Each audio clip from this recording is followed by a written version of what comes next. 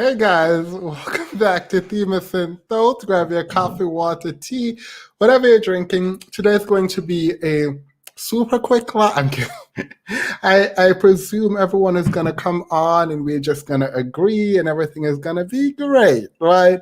Let me know if you can hear me because just now there was a ton of issues with my microphone. So please let me know if you can hear me before we go on.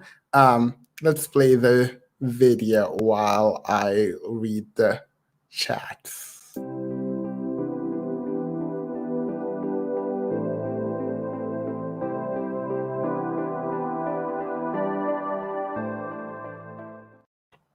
Okay, so today, all right, good, we can hear you. Yes.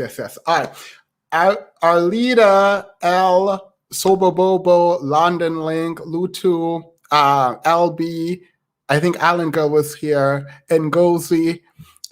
Everyone, welcome. Thank you guys so much for being here. I'm about to drop the link, but before we start, I don't want this to be confrontational, right? I want us to really sit down and talk to each other and really get in depth about some of what we need to talk about, right?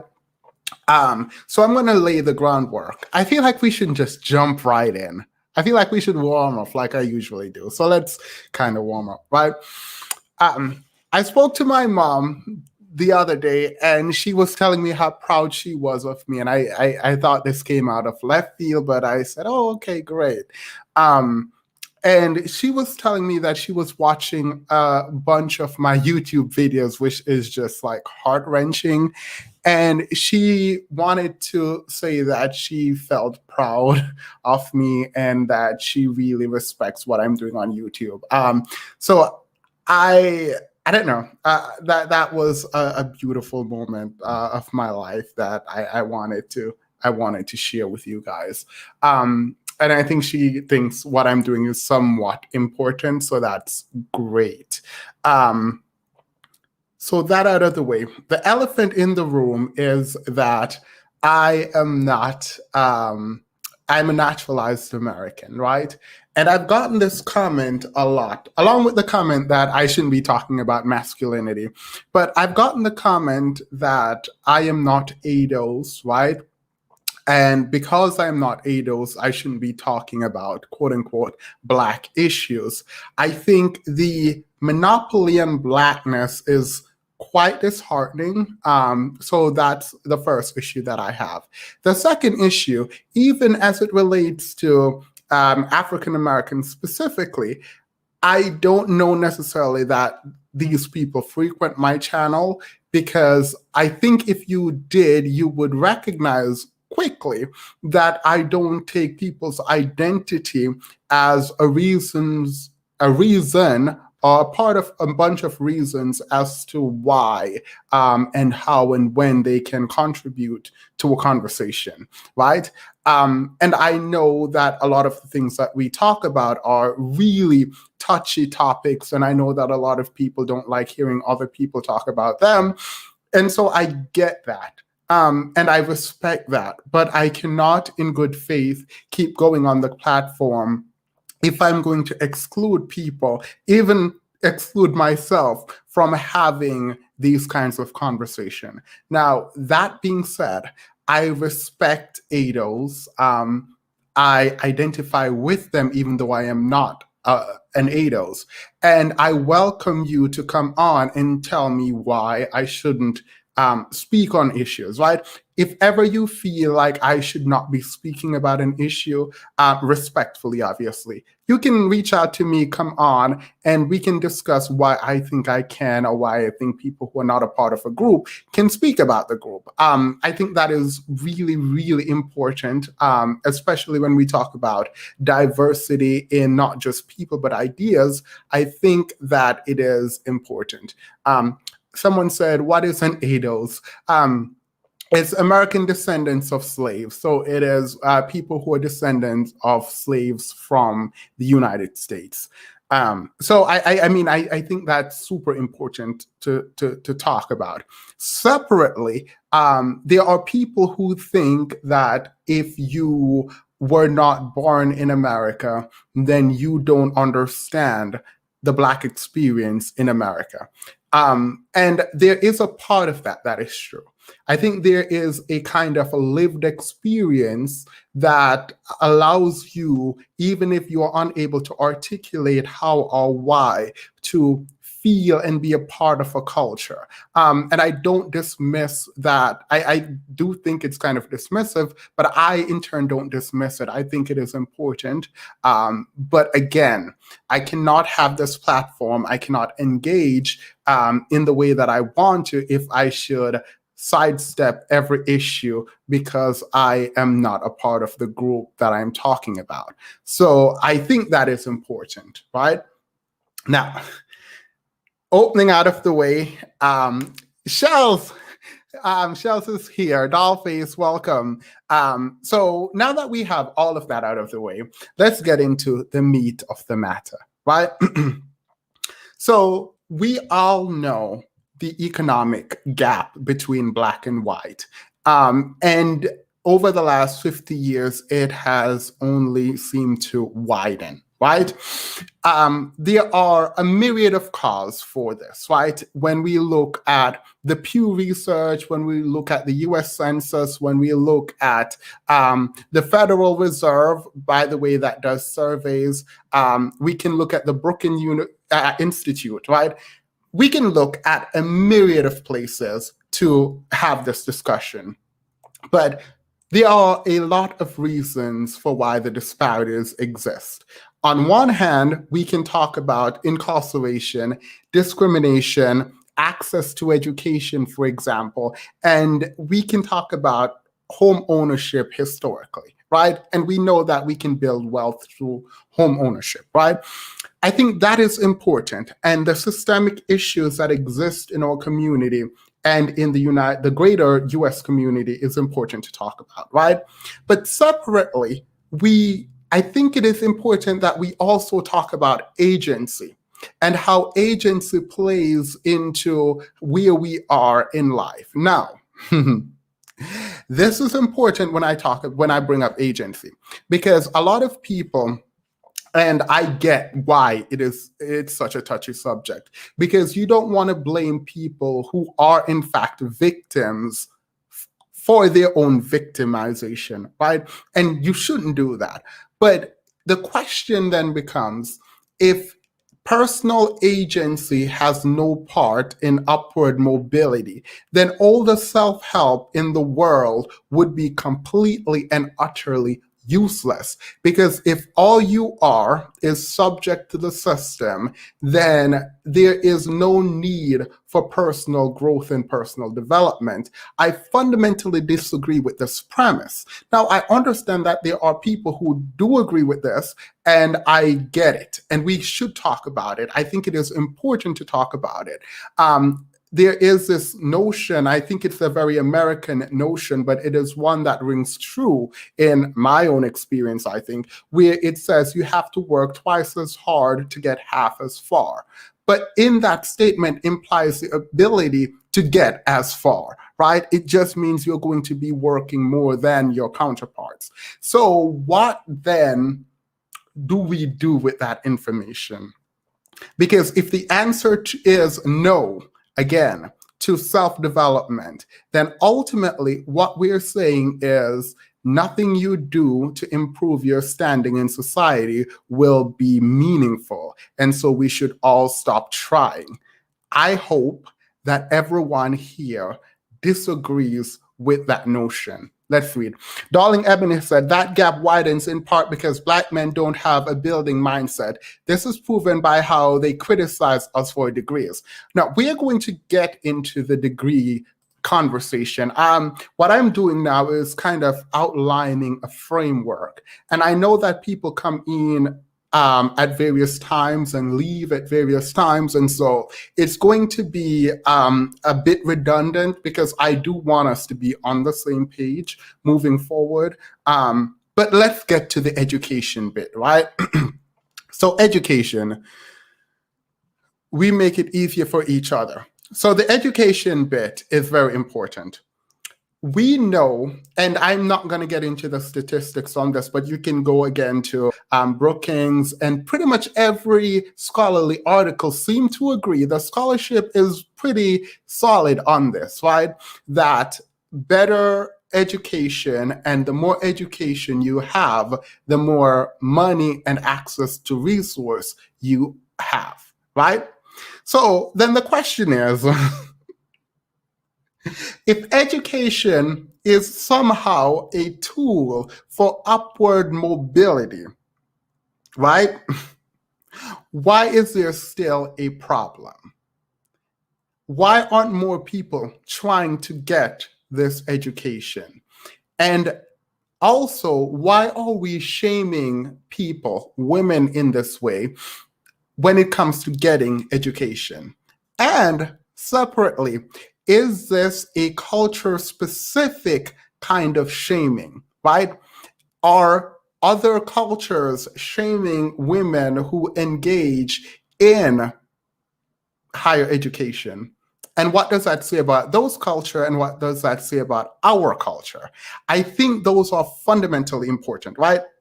So some things we need to do. Black Americans with degree are less wealthy than white Americans, right? This is a Brookings, Brookings.edu. Marriage rate by race widen even with education, and we have to get into some of this. And the chances of both spouses having a degree is lower for Black people, right? So here are these statistics again, and we're going to go and do some reading in some articles, but I want us to kind of set the framework here. Hey, Super, Mr. Super is back. Welcome. I'd complained that she didn't have a doctorate. Maybe that's what we should start doing, honestly. Saying, no, actually, that would be kind of elitist, but yeah, no. Mr. Whitty says, with the exception of people of color, non-Blacks without an education are capable of finding positive outcomes without higher education. I think you're arguing, and you're making an argument that no one made, or you're arguing against an argument that no one made. It is not impossible for you to be successful without an education. We see this time and time again. But every research that is respectable, that is credible, indicates that the more education you get, the better it is for your outcome in terms of economics. So with that in mind, the Brookings, Brookings.edu pointed out, again, Black Americans with degree are less wealthy than white Americans, even white Americans without degrees on average. Marriage rate by race widen even with education, widen between and against Black versus white. And I'm sorry I'm using this Black-white binary. I apologize. And the chances of spouses having degrees is lower for Black people. Now, I am going to start talking now about some issues in the Black community. But before I do, I want us to kind of react to some of the things. I don't know what's happening to my camera. I want us to start reacting to some of the conversations happening online, right? And a lot of the conversation happening online has to do primarily with this idea that a woman, Black women, this is seeming to happen in the Black manosphere. Black women are less desirable when they have an education. When pushed directly, these men back down on the need for a woman without a degree, and they say, well, for me personally, it does not matter. But generally, men don't care about a woman's degree, right? And so I want us to get to the bottom of, one, the kind of shaming that exists. I want us to accept that there is a kind of overt and yes, also a covert understanding that Black women getting degrees is somehow an affliction against Black men, And I want to talk about that. I also want to hear different perspectives. So if you are white and you are here, please do not feel excluded from this conversation. It is open. And I want to hear from your view, even if you disagree with me, how you engage with dating within your own culture, whether degrees matter. Because again, when we talk about inflation, the 1950s kind of heteronormative relationship in the way that it was conceptualized back then doesn't seem to always work in present day, again, because of inflation. The single income household is likely insufficient. Now, we are going to get more in depth regarding research, but as of now, I want us to start talking. All right. So Houdini says, what data can you show that proves Black men and bashing Black women who get degree? Furthermore, women across all race get more degrees than men. This is a fact. It is a fact. It is a fact that women are getting more degrees than men across race. You are saying to me that Black men aren't bashing Black women who get degrees. If that is what you're saying after watching my content, and I know Mr. Houdini, you've watched a lot of my content. If you're asking me to prove to you that Black men are on Beyonce's internet bashing Black women who get degree, I unfortunately will not be doing that. One of the things that I'm not going to be doing or engaging in is this gaslighting tactic. If you don't believe Black men are bashing Black women online, and maybe it's not a majority of Black men, I hope it's not, but it is a loud minority. And we can use one individual specifically that I'm refraining from saying his name because I don't want to be caught in that YouTube algorithm with his people. I am kind of over that that fight.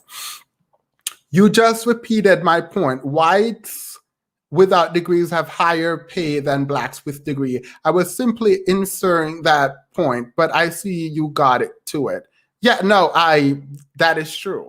But we're going to talk about what happens to Black men and Black women when they get degree versus other culture. When we get deep into this research, and I will pull it up on the screen at some point, we get to talk about this kind of, I don't want to call it an epidemic, where Black women are less likely to get partnered with Black men who has degree or who have a degree after. And there is this economic study. Actually, when we go to the Federal Reserve, right, they did a report on this where Black women are consistently, and bookings.edu. I came with research, so we'll get into research. Where Black women consistently date Black men or partner Black men. When you have a degree as a Black woman, the chances of finding a Black man with a degree is tremendously decreased, not because of your own degree, but we can talk about systemic reasons as to why Black men aren't getting degrees. Like, we can talk about that. And I think we should. Like, I don't think we are gonna, hopefully on this live, we're not gonna just blame, and we can talk about all of this holistically. We can all take responsibility, but I think it is important to point out, particularly when we're looking at the internet and we're seeing people sort of almost pushing Black women away from wanting to get higher education. That is a problem, as opposed to telling men that they should be getting higher education. Again, it would be completely elitist of me to just say everyone should get a degree. I don't think a degree is best for everyone. I don't think this is the way out of poverty. Generally, I don't think that if you don't have a degree, you are somehow less valuable. I'm saying that statistically, a degree correlates with a higher income. And what that means ultimately can be important for a group, but I have a problem where there are people in the group telling others in that same group that their degrees do not matter. But we'll talk some more. Let me do an invite now before I get too in-depth on research and scare everyone away. What did degrees do to them? They say Black women lead with their degrees. What does that even mean? Oh, yeah. Please, for any one of the men coming on, please remember this point because I do think it is important. Actually, let me just write it down. Black women lead with degrees. We need to talk about that too. All right. So I am going to drop the link conversation.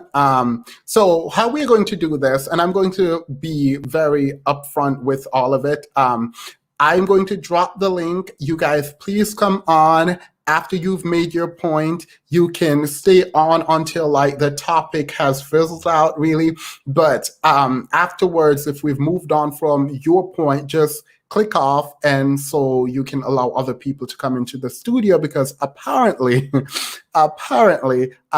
there is a max of 12 people in the studio and I cannot admit more. So yeah. All right, so there's the link. Now, the question we're going to ask is, I love the remarkable tool. For anyone, can someone pin this comment or, well, for the moderators, you guys can copy the link, and if anyone ever needs it, you can, well, I guess I could pin that. Let me pin that really quickly while I wait for you guys to come on. So what do we do? That's funny. What do we do with that information? By the way, I got one of the sweetest messages that I've gotten in a while from someone right before I came on. Someone sent me an email saying if I needed a break, I should take it. Don't overwork myself. And I promise you I'm fine. I do so appreciate those sentiments and those messages. So thank you guys so much. All right. A lot of this is Black males' jealousy point, period. Well, I want some Black men to come on. And you have a lot of mods. I do, just so that, and no one person have to feel like they have to do all of this. But I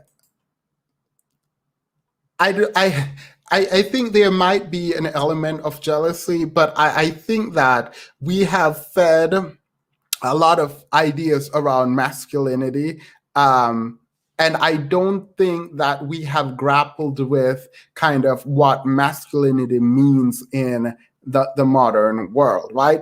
When I hear people talk about Black women are leading with their degrees, I think what happens, and I've actually seen this happen, right? Where someone would look at a Black woman and call them everything but a child of God. And the Black woman will turn and say, well, at least I got my degree, right? That's not leading with your degree, it's relying on your degree, right? And I think a lot of people use their degree to create a wall between them and other people, almost in a very elitist way sometimes. But I see women relying on their degree as a kind of checkmate, which, by the way, I will admit this, I absolutely love it. When I see someone say, at least I'm a doctor, so it doesn't matter. I like it. I like it because you have put in and invested so much. I probably shouldn't have used elitist, but I'll explain why at some other point. When I see someone who's put in so much work in developing themselves, at least through formal education, and them using that which they have attained as a way to comfort themselves in the face of an attack, I think that is pretty spectacular, right? Like, I am not going to, like, if someone said, oh, you are ugly or whatever, and you go, well, at least I have whatever. I think that's a defense mechanism that a lot of people use. And I think to dismiss it, right, to completely dismiss it as saying, oh, someone is just relying on their degree, I think that is just reductive. I'm interested in hearing what the women have to say. I am too. Where is I put the link there, so everyone should come on. Also, please don't feel like you have to come up here and know every citation for everything that you say. I will ask for a citation to the extent that you are trying to dismiss something that has been researched, right? Separately, and a part of the title, the question about interracial relationship is fundamentally important. And I've heard a lot of people who say that you cannot be pro-Black and also marry outside of your race. So that's also something that we need to be talking about, right? So you cannot be pro-Black and marry white. I think that is definitely something we need to talk about. But also, separately from that, is this idea that loyalty comes regardless of what the group is doing. So loyalty is somehow unconditional. Can you post the link to the Brookings study? I can. Here you go.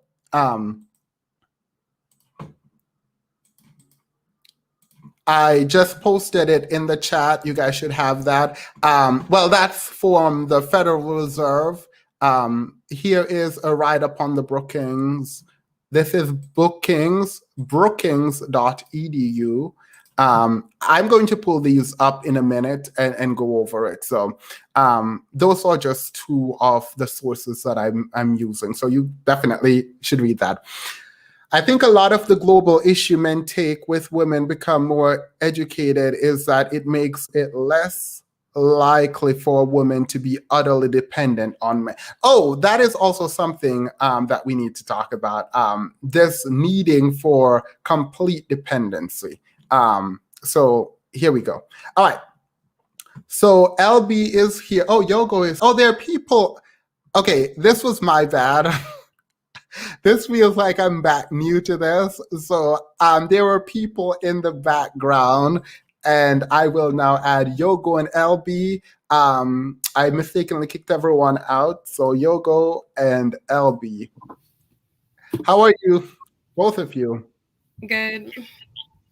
Hey, So- guys, I'm good. Wait, go ahead, Yogo. Oh, no, I was just saying I'm good to everybody, and how are y'all? But yeah. Gotcha. No. All right. So let's go with LB first. What are your thoughts so far? What do you have to say? So I think I have like three main thoughts. So like first, I am insulted by the idea that like my degrees don't mean anything because of the amount of sacrifice and struggle and commitment I've made to my degrees. Because people forget, like, while you're pursuing your degrees, life is still happening, and you're dealing with life while you're trying to reach your goal. And I think that shouldn't be taken away from anybody, especially not just on the basis of gender or gender and race. Second, I think it's interesting that they say that we lead with our degrees, because for me, I don't think I lead with my degree. However, if a topic that I've studied and that I have some sort of expertise in or experience in comes up, and we're having an argument or whatever, and I know like actual facts, I think like at some point in the conversation, I have caught myself saying, well, I have a degree in this, and this is why I say this. Like, I'm not just pulling this out my butt. And so some people get offended by like that type of thing because it comes across elitist. But I also feel like if people argued with facts, or if people argue with facts or accept it when they didn't know something and just learned, like, for instance, if my friend has a degree in accounting, I don't have a background in accounting. I have a background in philosophy. So if she tells me something about accounting, I'm not going to tell her she's wrong, because that's not my lane. That's not my degree. And I'm just going to respect that I don't know that. So I feel like a lot of times in conversations, Black women, especially being like a lot of us being educated, we'll have these conversations where we're making valid points and we'll be dismissed. And so we say, just want to let you know, remember, I have a degree in that over there. And that's how it comes up. As far as dating, I don't think I've ever started with, I have a degree in this. Like, I might tell somebody I want to be a lawyer, but those are just conversations that come up. It's not like I was like, oh, I have this, and this degree and I plan to get my JD. It's like, oh, what do you want to do? I want to be a lawyer. Like that shouldn't be like offensive to anyone. Yeah.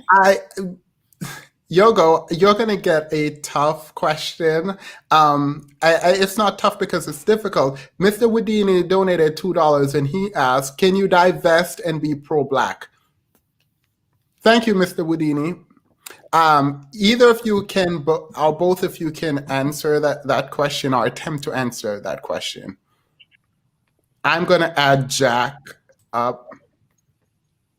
Can you repeat the question? Yeah, it's on the screen. Can you divest and be pro-Black? Yogo, did you want to Okay. Lord, why on earth would you do that, Phoebus? Okay, here it goes. I would say no. Why? Wait, why? And the reason I'm just collecting my thoughts because I feel like I don't know how this is gonna go. No judgment here. Okay. Because I kind of came up here just to be a buffer. A lot of people are actually coming up, so I'm a little kind of regretting it now, but I'm gonna stand it. All right. So I'm gonna say no, and the reason why is because when I think of divestment, you're basically leaving something that doesn't serve you, and for a lot of people who identify as being divested, a lot of times they're divesting from situations that have caused them harm, or what they see is causing the collective of Black women harm. And oftentimes it is related to things within the Black community. So a lot of times by default, I find that when we're speaking about divestment, oftentimes it's not done out of a hatred of the community or anything like that. It's more so done that where I'm trying to have the best situation for me. And if it happens to mean that I have to get away from a situation, and that could even include not the entirety of Black, oh my gosh, because it's not necessarily trying to get away from Blackness. But when you think of pro-Black, a lot of times pro-Black means the needs of Black men. So what happens is a lot of the needs of Black women are put on the back burner. So while divestment can oftentimes result in a lot of people stepping away from quote unquote Black issues and oh man, I was not ready for this. But I have it in my head. I'm just trying to articulate it in the best way. Because I think I'm applying it to myself, I think. Yeah, no. And you can come back. We can come back and you can articulate yourself more. But LB, go ahead. What do you think? Can you divest and be pro-Black? So I'm kind of still working through it myself because my gut reaction was like, yes, I can, and I plan to. But but then I thought about it and I was like, okay, let me listen to what Yogo's going to say. And I agree with a lot of the points that she made. So I'm kind of on the fence about it. What I will say is that the reason that I was going to say you can be pro-Black and divest is that you could, when I think of pro, I think of like to the benefit of. So I'm thinking to the benefit of Black people. And I'm like, yes, I can still do works that are to the benefit of Black people. Like I work with Black children. I do things for Black women, Black men. I'm kind of iffy about it. Kind of like there's no reciprocation there. So I'm like I'm not going to let anybody die in the street or nothing in front of me. But I'm also not going to I don't run out to the marches because they're not running out for me. Tiff said, I'm divested and I'm pro-Black. So before we go on, before we get to Jack, both Yogo and LB, you both, can you define divesting? Because in my mind, divesting is moving away from things that do not serve you in the way that it was articulated, particularly by Crystalline, right? And it's not saying you are leaving the Black community. per se, but it's saying that I can peer with someone of another race because that would serve me best in terms of my interpersonal relationship. It's someone that I love, whatever reasons that you marry. But I didn't think it meant completely removing yourself from the Black community, because I've seen people in interracial. Sorry. Yeah, no. I've seen people in interracial marriages and interracial relationships who are trying to invest in the Black community. A counter to that is, if you have resources and you are putting it into other communities, would that be a point against you? And so from that perspective, am I close to what divestment means? And is it still, in your mind, your goal, not likely that someone who is divested is also pro-Black? So my thing is, I'm not, and that's why I hate that I didn't really get to think about this. I've never actually spoken to anybody about divestment because it's not really a topic in my real life discussed. Yeah. Just when I think of divestment, I just think of it removing yourself from something that doesn't serve you. And just when I think of some of the issues in the Black community, when I think about being pro-Black is about doing what's, I would think, best for the Black collective. And that doesn't, and a lot of times that kind of means that you as the individual isn't the big pictures, so to say. It's basically about. Oh, sorry. Go ahead. I apologize. No, go ahead. Go ahead. It's fine. Go ahead. Isn't there a way, like, I feel like you can always argue either, right? Like, I can make an argument that divesting is actually pro-Black, right? I can actually do that. I won't right now. Well, I probably should. So to the extent we're saying a Black community need resource, if you bring someone else into the Black community who have resource, they could give it to them. I'm not saying this is true. I'm just giving an argument. Now, Yogo said no. Why did you say no initially? Because I said no initially, and I still feel that way as of now, but it might change as the conversation progresses and I get more information. When I just think of pro-Black, I think of it as it usually being for the entire community's sake. And oftentimes I feel like a lot of women issues that deal with Black women aren't really the main priority. So when I think of pro-Black, for example, here's another one. For me, I find it strange to claim pro-Blackness if you interracially date.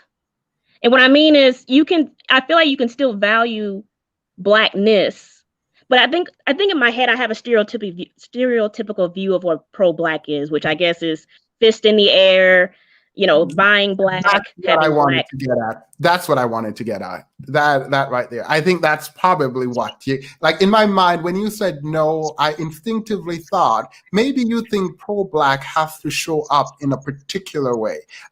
Mr. Super said, is divesting a conscious choice to date outside your race? I am not going to, please don't answer that yet. I wrote it down because I think it is a really good question for later on in the segment. LB, well, actually, Jack, sorry, I feel like you've been up here for a minute. Hi, hello everyone. How is everybody? Can you hear me okay? Yes.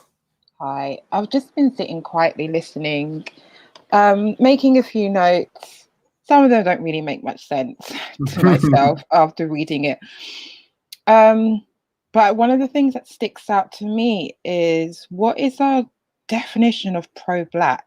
Because I've been hearing lots of different opinions. And also, why does it matter if someone who is divesting, why do they need to try and claim being pro-Black? Or why does it put people's nose out of joints if someone who divests calls themselves pro-Black? Because there's some people who aren't quote unquote divesting who wouldn't necessarily call themselves pro-Black. it's just, I feel like there is this labels flying about that needn't be. I think it's more important about what you're actually doing more than the labels. Yeah. I think pro-Black in this, Yogo gave a definition that I think we can use in so far as pro-Black would be doing that which is in the best interest of the group. I mean, I think in a lot of ways, to the detriment of oneself sometimes, but leave the end of that clause and do the first clause and say it is about doing that which is in the best interest of the group. Okay, so then what is the group? What group are you then what is the group? What group are you having an affinity with? Because as we all know, Black people aren't a monolith. Yeah, so what is the group? Yeah, no, well, that's also a part of the issue, right? How do we define Blackness? But I think the general consensus would be the sort of economic and social development of the Black community. But I do take your point, by the way. I do take your point and I respect it insofar as I kind of agree with it. It's very difficult when someone say you are not pro-Black. It is a way to sort of delegitimize who you are and what you do without really defining what Blackness is and how to be pro-Black. Yeah. So, I mean, I take your point. I think it's a really good point. But quite a few people that I know don't necessarily go out and say, "Oh, I'm pro-Black." I don't think I've ever said that. Pardon? Yeah, no, I'm agreeing with you. I don't know if I've actually ever said that. I'm just talking about from my experiences. No, I'm agreeing with you. Like I'm thinking, in my regular life, I don't think people are just saying, "Oh, I'm pro-Black." Yeah, I think it's more about what you're doing, really. Yeah, actions speak louder than words. So people who preoccupy themselves with trying to dispel if someone's pro-Black or trying to keep on singing on the rooftops to everyone that they're pro-Black, I think it's just a mismanagement of their time, and it's more about what are you actually doing to help your community, to help your group, to help your collective, and then who are you having an affinity with as well. What type of Black people are you resonating with? Godson donated $5. Thank you, Godson. I thought divestors don't deal with Black people anymore. You should just serve yourself to the culture you divested to. Again, I think the word might rub people the wrong way, and I think that was intentional. For the people who claim to divest, I think they directly use that word for a comment like this. But I will open it up for any one of the ladies on to respond to if you so feel. And then we're going to move on. And I will add Jaren, Impossible, and Tiff.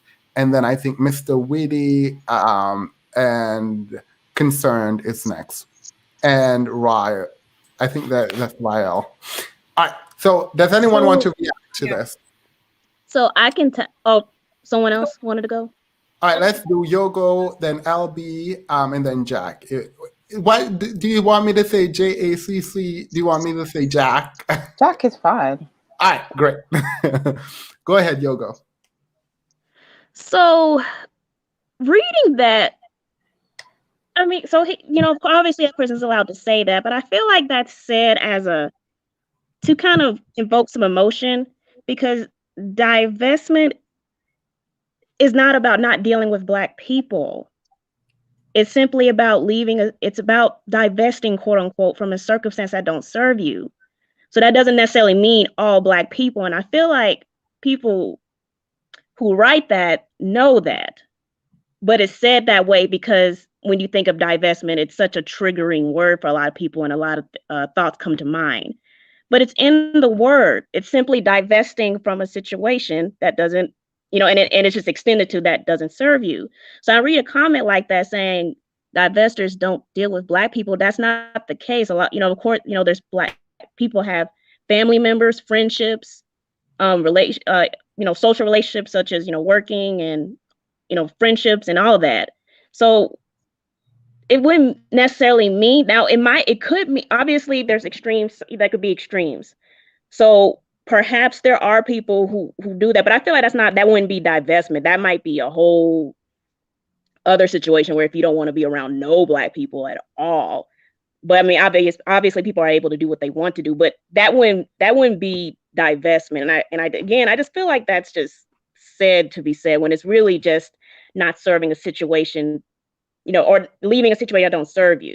And just what I was saying with the Black community, oftentimes a lot of the Black women issues are put on the back burner. So that's why it could appear that way, just because they're, someone's stepping away. It might seem like they're stepping away from the whole group when they're simply stepping away from situations that don't serve. And if it just so happens to look like the collective, it might just so happen to look like the collective. But oftentimes that's just not the case. Sorry.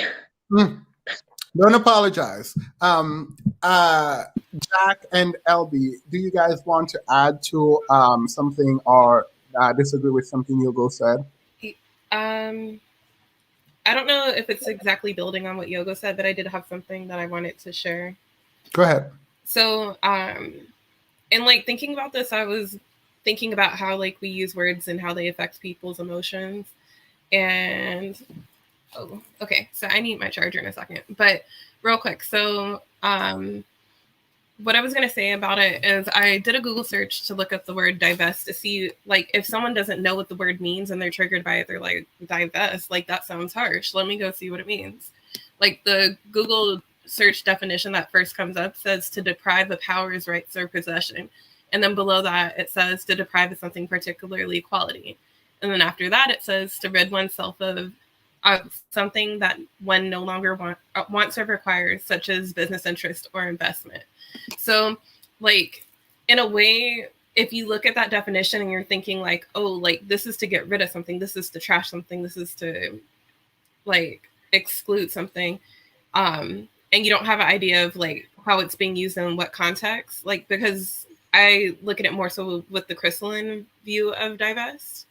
If you're looking at a Google search of the word, you might be very offended by it, but it's not how it was meant to be used. But I understand that. But I also think that us saying that we're divesting from the community can be triggering and is an intentional thing on our side too sometimes.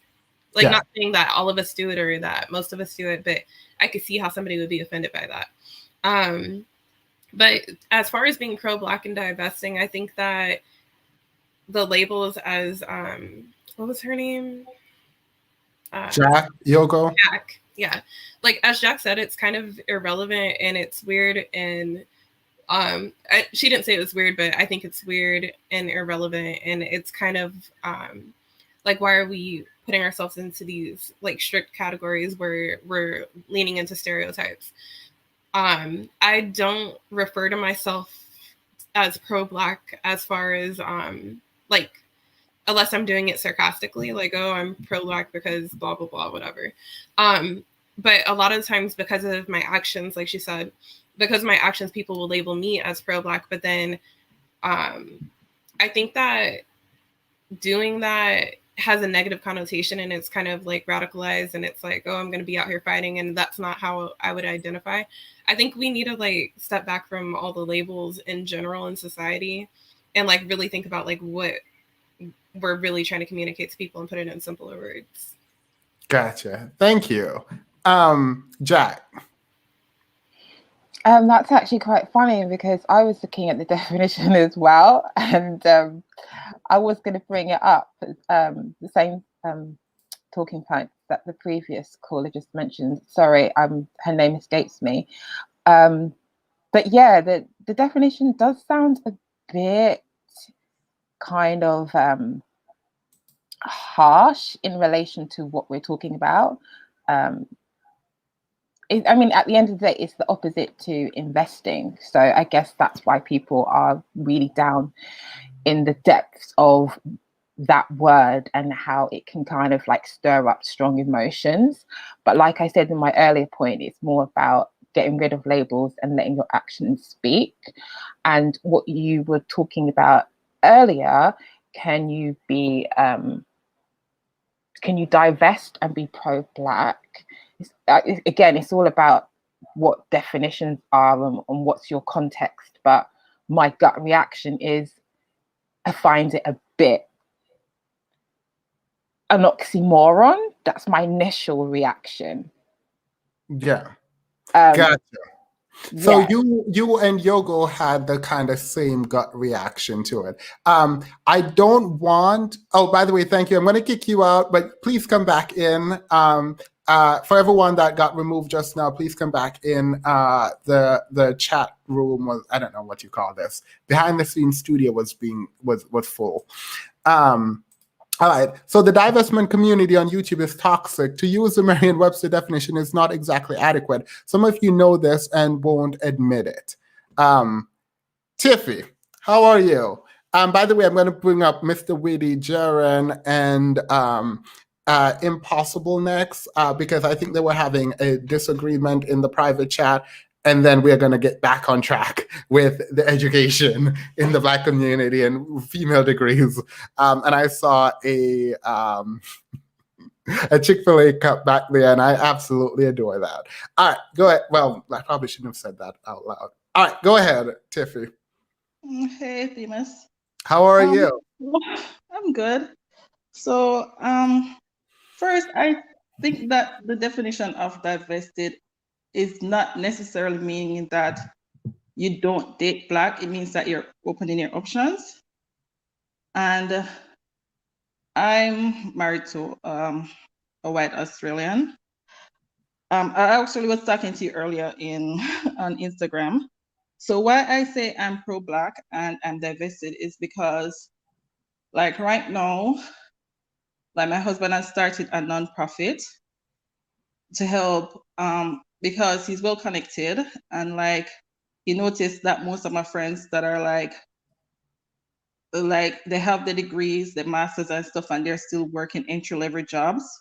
So he decided to start a nonprofit so he can help Black people get connected to get better jobs that they're qualified for.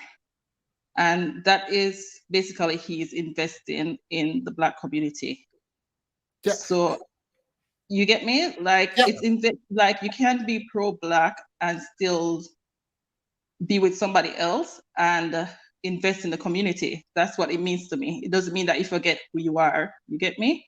Yeah, that's what I was thinking. Like, I don't automatically exclude people who date out. Now, I think the word divest might be the issue, and I hope that is the issue people are having, and not saying, okay, if you marry, like you, Tiff, if you're married to a white person who also has access and are using their political, social, and actual economic power to help, that somehow is not okay. Or that because he actually. Oh, whoops. No, you're fine. Go ahead. I'm sorry, I was getting off one call. No, you're fine. It doesn't mean that Are you they're hearing not. me? Yeah, I'm hearing you. Go ahead. Hello? Yeah. Oh. Okay. I'm getting a call. So I can't No, you can go answer the phone. I'm going to add Jaren. Helping the Black community, and I'm helping him do that. So I think that if I'm Black at the end of the day, and if I'm still investing in my community, I am pro-Black. I'm still helping people around me. You get me? Yeah. I mean, I'm with you, but apparently that's an issue. Which might be, I actually think this might be a really great topic just to dive into separately. But yeah, all right. So I'm going to add Jaren. Obviously, Tiffy, please stay on, get your call, all of that.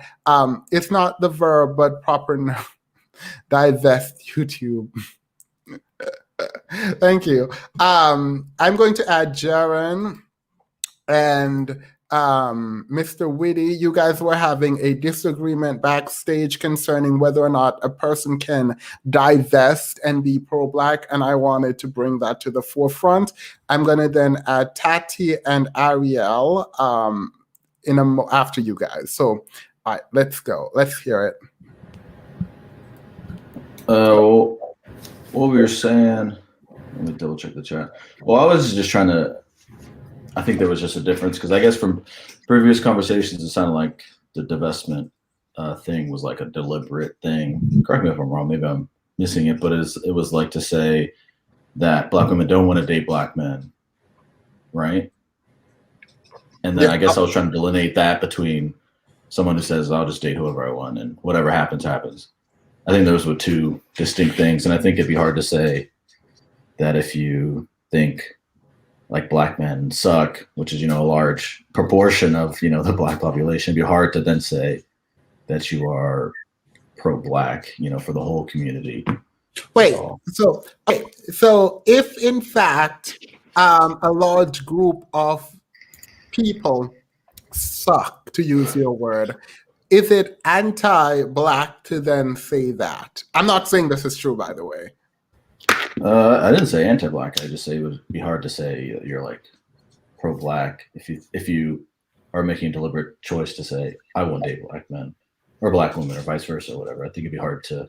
I don't think it's I won't date. I think Chrissy's dating. Well, that's what I was trying to delineate, I guess, between which that goes back to the definition, right? Divestment. I don't know. It depends what we're talking about. There's like the one hand where it's just like I date whoever, whatever happens. It's like okay, you could be pro-Black, right? It's like whatever happens. But it's another thing to say I won't date Black men, or I'm divesting from Black women, or I'm divesting from Black men, and I won't date them, or stuff like that. I think those are different things.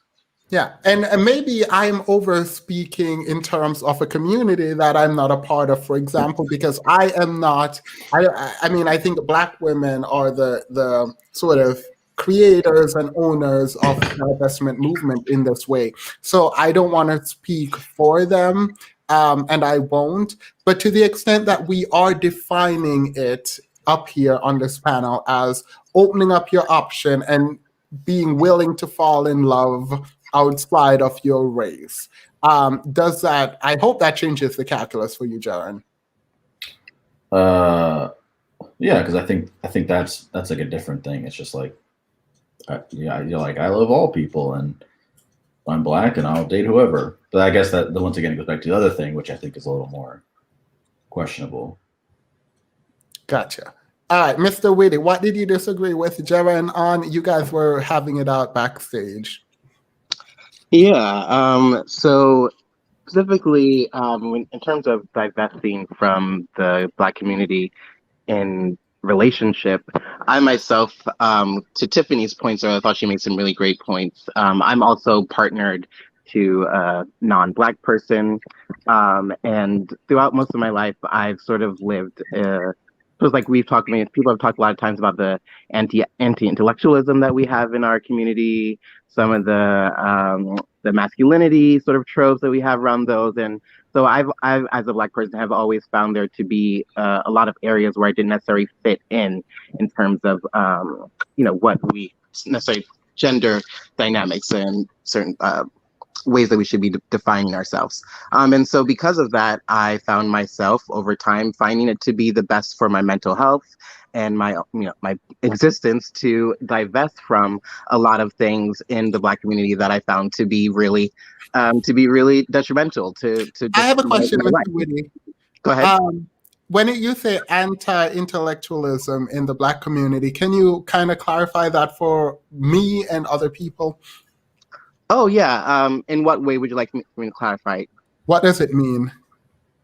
So in the Black community, we have a problem with valuing intellectual people and people who desire degrees and education. That's anti-intellectualism. I'm horrible at speaking on these lives. Okay. So then you do agree that there's an issue then in the Black community when it comes to valuing education. Is that what we're talking about right now? No, but when we talked about it earlier, it seemed like you disagreed. I'm asking now because I wanted to clarify something, because I think we might agree on some points here. Oh, well, yeah. I mean, I'm not one who really looks at any of these issues in a sort of very binary way. I think that there are a lot of problems with anti-intellectualism in our community, but I also think that we have but also I didn't want to, I actually sort of kept myself in the background and was strategic in terms of what I butted into, because I think the sort of male-female, very binary conversation in terms of who desires degrees and who is expecting degrees isn't necessarily a conversation that I can be best part of, because I don't partner women, and I don't find that's not anti-intellectualism is not a problem in the gay community. We overexcel in terms of education. So so why did you divest? So I divested in terms of our community. As a Black person in the Black community, I've divested from a lot of things that I very much enjoyed. I played varsity basketball growing up. Wait, no. But initially you said that you divested because of the anti-intellectualism that exists in the Black community. Then I asked you, amongst other things. It was definitely not one thing. Yeah, but then you said you cannot talk about that because the gay people in the Black community are highly educated, so you wouldn't have issues. I said I didn't want to speak specifically to the Black men saying that Black women should not have degrees or talking down to them. I don't agree with that. I think degrees are great for women to have. I think that we do have a problem with valuing degrees and who has them. I do think, however, also that just sort of culturally, we are kind of at a point right now where that's kind of, it's like this, like you see these things on Instagram where you'll see like a whole line of like Kappa frat guys, you know, and they all just got, you know, medical degrees and they've all become doctors, or same thing for women. And I'm just not really interested in that arms race kind of conversation. I'm going to let you have this because we can get into the weeds a little bit, and I don't want you to feel like I'm attacking. But I know, I'm sorry. I don't want you to think that you're talking about. A lot of times when I come on and I'm talking about a topic, you ask me totally from left field about a totally other topic. No, because it feels like it makes me sound stupid because I'm not trying to make you sound geared stupid. up to talk about one thing, and then you're like, oh, but let me bring this totally from left. It's not really very intellectually fair. No. I admire you too much intellectually to think that I could spar with you if I don't have the preparation. Yeah, no. I apologize to you because I am not trying to make you sound stupid, because I doubt anyone would think you're stupid. Hopefully, no one would think you're stupid listening in. But I do it because I find inconsistencies, and so I want to like deal with them. But I also recognize that it might not be the best time. But again, when I hear you say I am divesting because for my mental health, partly because of anti-intellectualism in the Black community. I date Black men and they weren't, is essentially what that meant.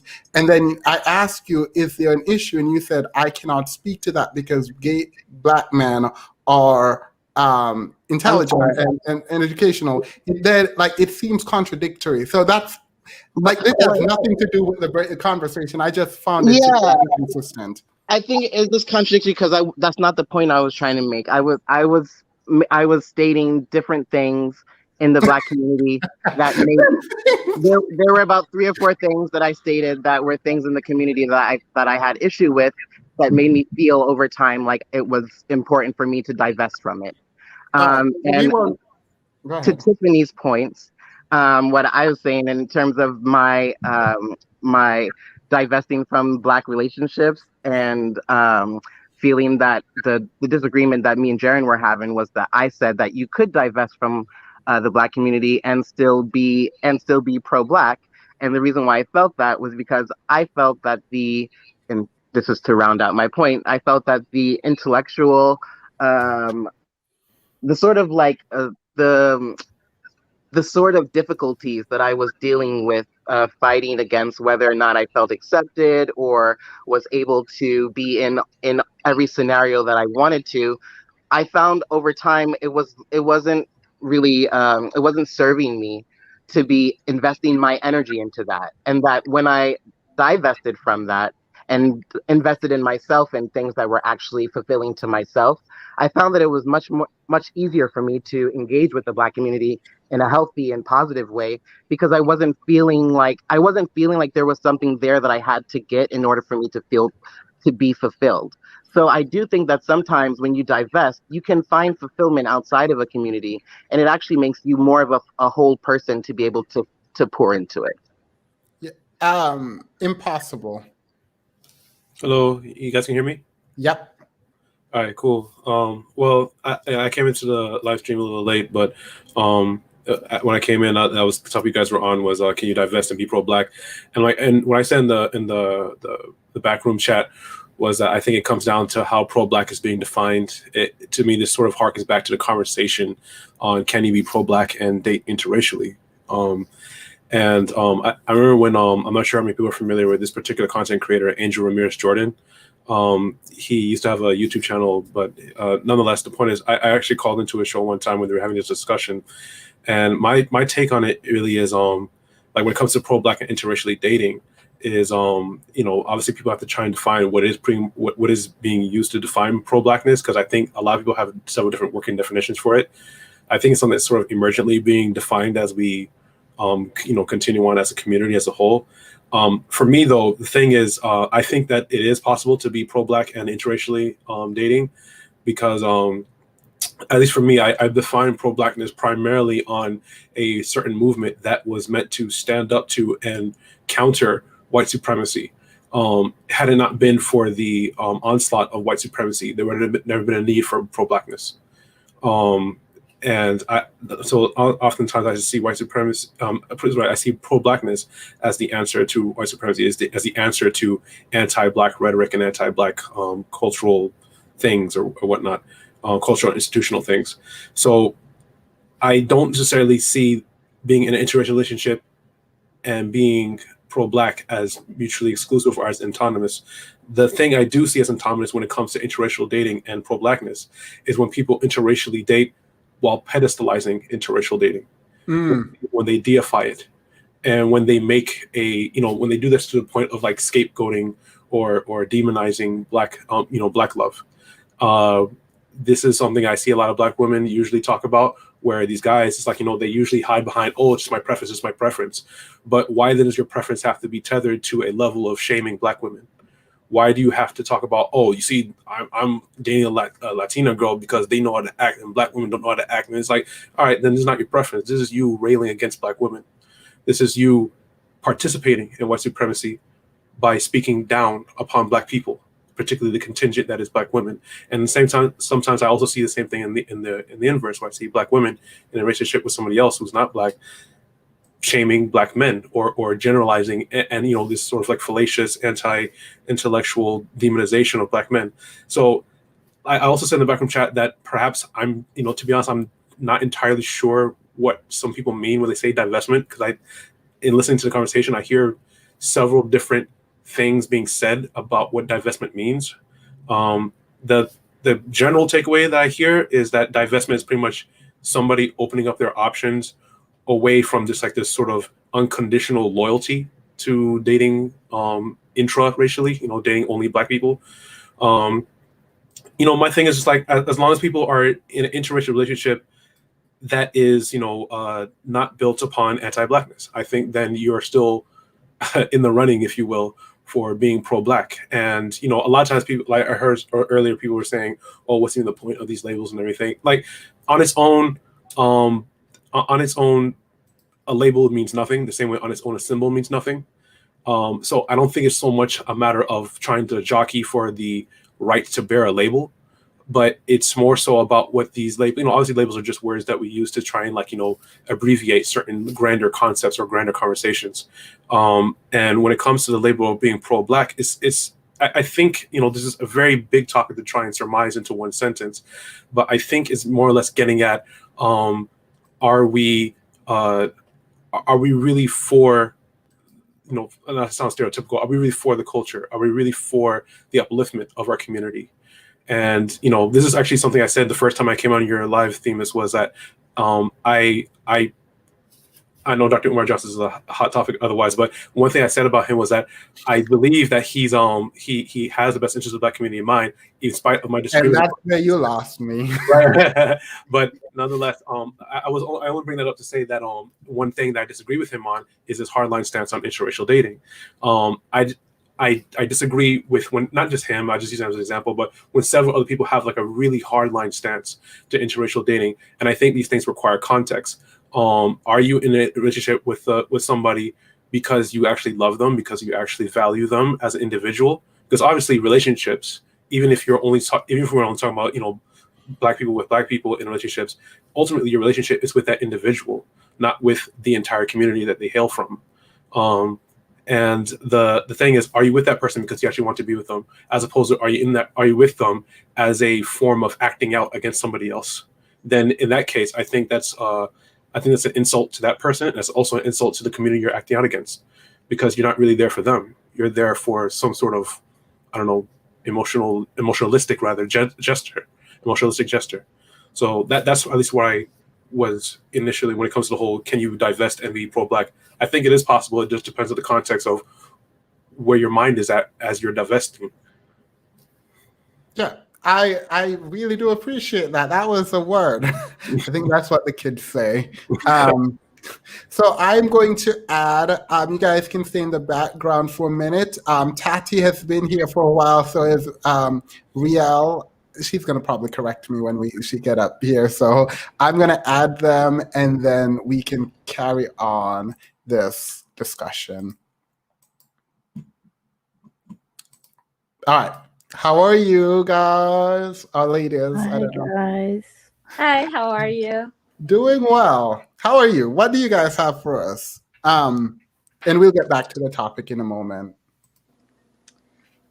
As far as the can you be pro-Black and divest at the same time, the more I listen to this conversation, the more I feel like we were kind of being dishonest about what the real topic is. And it's, can Black women who do not want to date Black men still be pro-Black?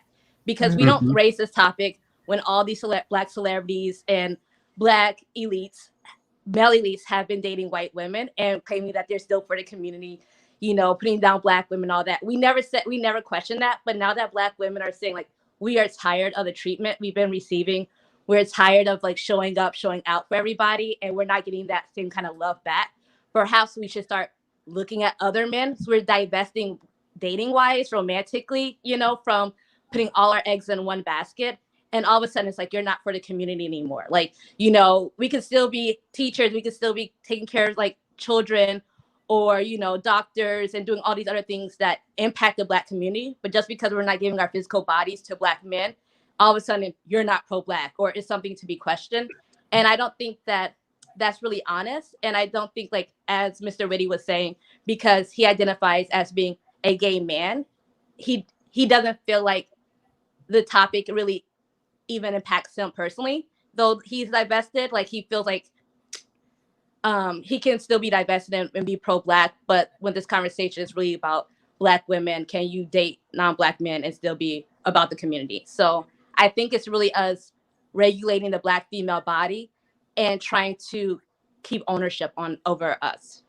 All right. So, but with this, let's get back to, and by the way, feel free to jump off if you don't want, because we're going to change it back to the education and the kind of demonizing of, and I do believe for the person who came out and say this is not true, there is a movement online to shame Black women who are getting degrees.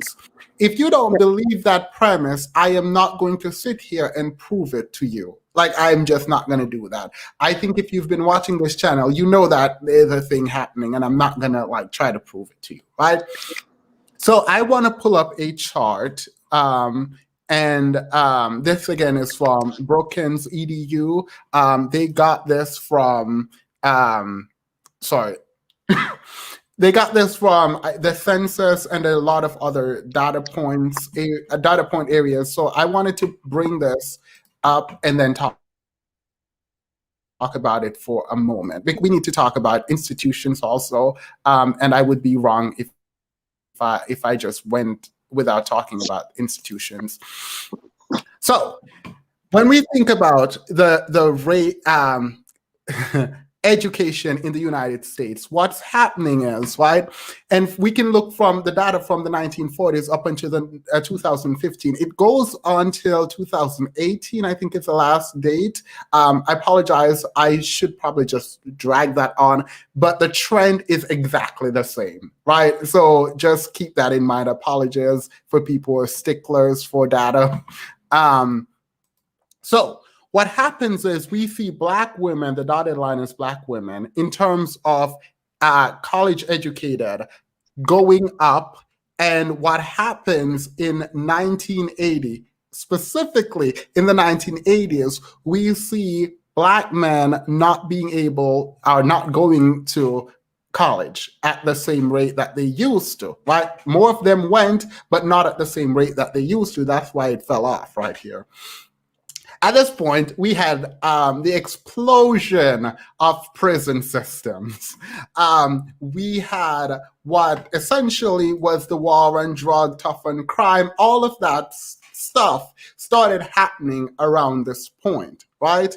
And we saw Black men falling off in terms of educational attainment. Now, I think the conversation is kind of disingenuous if we are not talking about systems.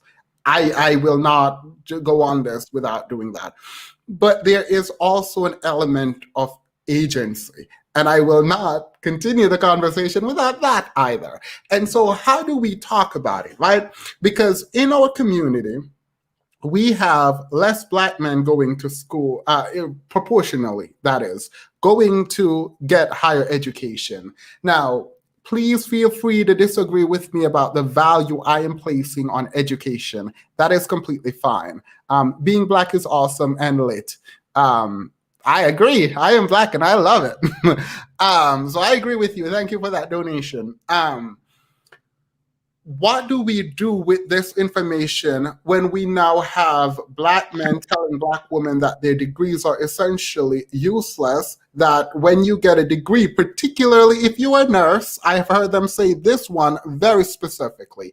If you're a nurse, people don't want you, and you're hard to deal with, and no one wants a nurse, and women with degrees are, degrees make women less valuable. How do you guys respond to that as women concerned? Are you a man or a woman? I'm a woman. All right, so we have three women. Ariel just spoke, so we'll go to Tati. How do you react to this? Hello, everyone. Thank you for having me. Here. Yes, I've been on Twitter recently and have been having complete arguments. People have been attacking me online. Basically saying that there's this saying going around that, oh, well, your degree doesn't matter. Like, when we're talking about what you bring to the table, apparently men are just going around asking women what they bring to the table. And women are saying, there was actually a TikTok video and a young woman, applause to her. She's a great woman. She's saying she brings a degree to the table. She has her own apartment or a place, car. She has a job. And men were literally just dogging her in the comments like, who cares about that? Nobody asked you about that. What else do you bring to the table? And there were Black women too saying the same thing, like, that doesn't mean anything. That just means you're a worthless person. If you wow, and these are Black women and Black men that are saying that is very disheartening. Like, I'm saying the solution is for Black women to continue to keep getting degrees, no matter how useless it is. If you want to get a psychology degree, we need more psychologists. If you want to get a art degree, we need more artists. Whatever you want to do, get that degree. And if a man doesn't want you because you have a degree and he feels like you're too difficult, which I've heard that same argument, well, you don't need him. Like, it's ridiculous. I I love this one because the survey on consumer finance came out with a report. I'll pull that up on the screen. And this is what happens with degrees, right? So when people generally have degrees, the lighter blue is with degrees, right? A bachelor's specifically. Their income is exponentially higher than without their degree, right? Unfortunately for the Black community, it is still pretty low, right? Slightly, it's below $100,000 in terms of the median income. This is from 2016, so the most recent one I could find. Now, the issue that we're having is when we talk about not wanting, let me take this off the screen. When we talk about not wanting women to have degrees, your degree is not important. I've said this many times before. It is seemingly reductive and selfish. Not just selfish in your own personal capacity against the other person, but selfish in terms of the group, right? Because we talk, this is why I wanted to get into the pro-Black conversation before I got to this part. How are you pro-Black? And then tell Black women that they should not be getting degrees, which would then add to better the kind of socioeconomic standing of the Black community. But even the literacy rate, the educational achievement, by every metric that we measure economic development, now you can be mad at those for, like, I don't know, capitalism, but by every metric that we use now to measure a group, we would be doing better if more of us got degrees. So it seems odd that that would be a pushback by anyone. So thank you, by the way, for Tati for going there, because I got to use a chart. Continue though before I move to concern, if you have anything else. Yeah, sure. Just want to make and just one last comment. Like, it's really starting to be evident of why women are divesting. I'm not in the divestment community. I'm with the Black man. I'm sorry to go back to this, but just to make a real quick point that there are many Black men out here, and I agree with Katrina that the internet is not reality, but it does show what people are thinking. And the fact that there's a lot of Black men that are saying that if women have degrees, they're worthless, like they won't be submissive and different things like that. The obsession with submission is a problem. Yeah. And using the Bible to justify the need for it doesn't make any sense because you're not married, right? Like, right, yeah. And you're not godly. So, like, what are we talking about? But Katrina said something that I think is important, and I want to bring Katrina on at some point now to talk about it, because I think her and I might disagree, and I think this is good, so we can have a healthy kind of debate back and forth. But one of the things about the people who gets elevated on social media, one of the things that it tells us is what we value as a community. Now, it can be said that it is a loud minority, but what is the majority doing in response to this loud minority? They are promoting them, and these people have some of the biggest platforms. And I'm not saying they shouldn't. I think there is a part of me that kind of respects these people's willingness to hustle and make it in a world that is not built for them. So I can appreciate that from a very theoretical approach. But then the degrading of people in your own community becomes problematic because now you're creating a cult that rejects the thing that would help the community, and then you're putting the community further back. I find that hugely problematic. But I will bring Katrina on and we'll talk about that momentarily. I think concern was next. Yes, and I have I took notes. So essentially, I completely agree. And I think that one thing about the internet, just to start off from there, is that not only is it a reflection of the community, but it is also influencing the community. Like the natural hair movement has now made it so that every community is embracing curly hair in a way that they didn't before. Like these influencers sell out stores in minutes. And that was not the case before. This is a very, very big industry that the marketing community has tapped into. And so even if this is not all Black people, it is very capable of changing the minds and framing the experience of Black people. Yeah. And so it should be taken very seriously. But and that's the thing though, like, so I talked about this in the video, I think on Tuesday. These people aren't saying I am doing this for fun and entertainment, or I'm just talking for commentary.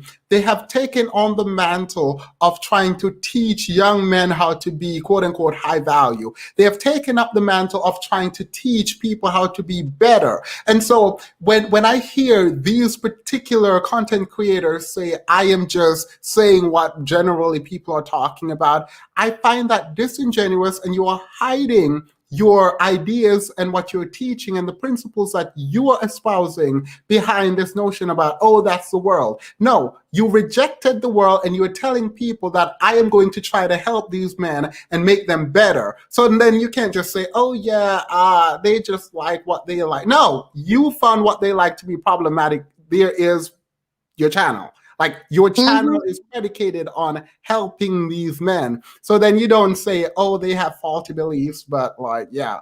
Like in the video, he was like, it's not me.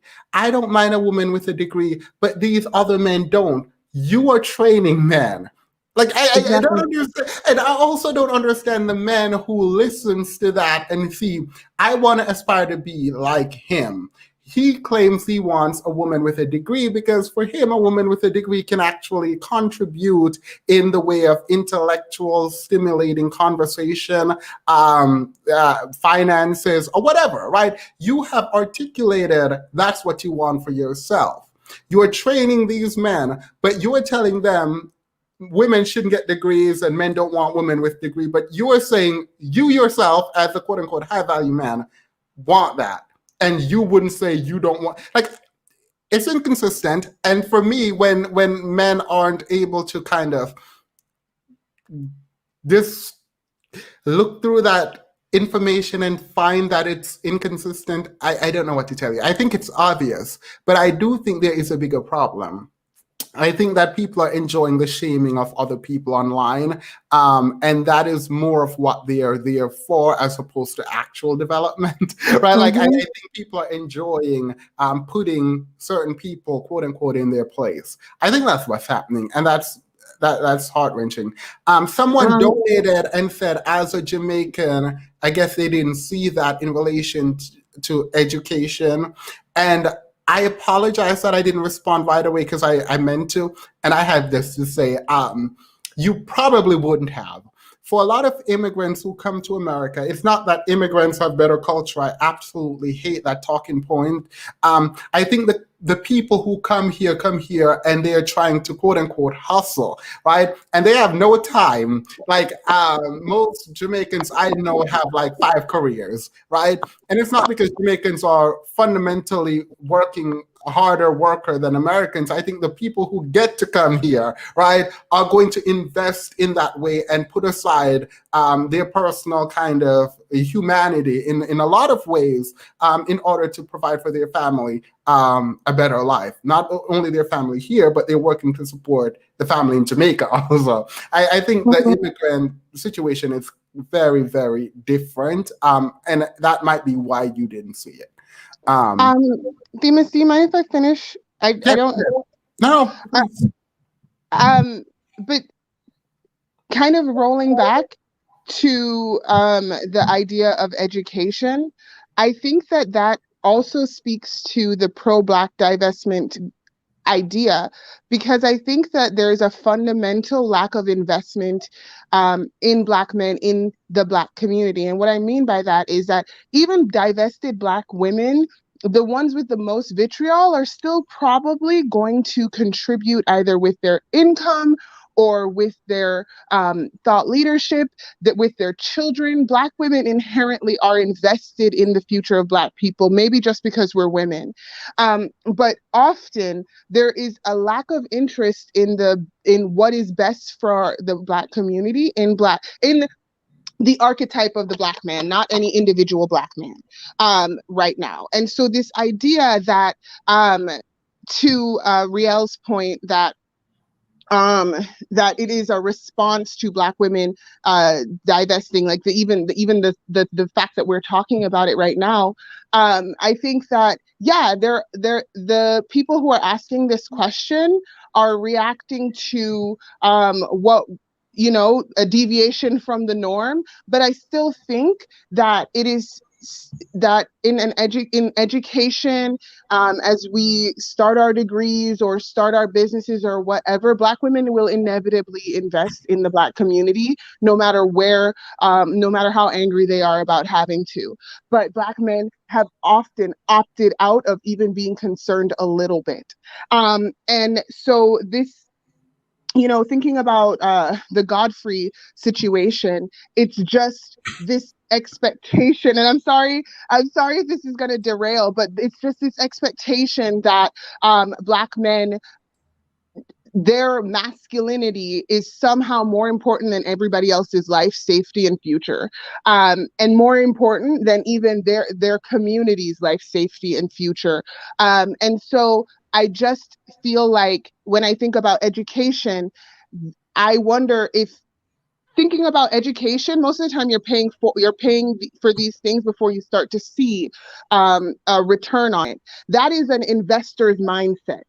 An investor thinks about the long term. I think there's a fundamental lack of grooming Black men to think about the long term, to think about how they influence the people around them, to think about what impact they will have in terms of a legacy. And so I think that often when I've spoken to people who might not have wanted to go to school or get their degree, or not thought about maybe getting a trade, or even so many programs right now will have boot camps that they will take a percentage of your income for the year rather than asking you to pay.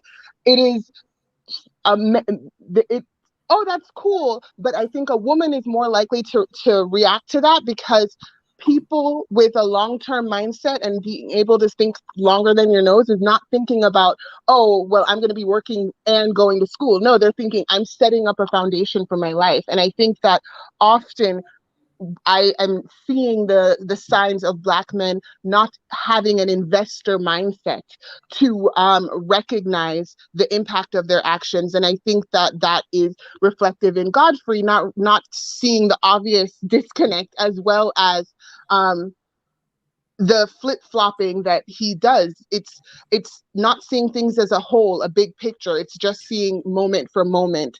For me, and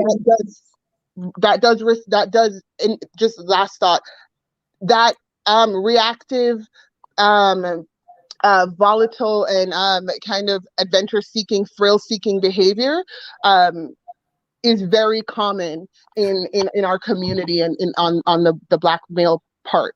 But when it comes to Black men's opinion on dating out, I very rarely care, including my own, but I very rarely care. And here's why.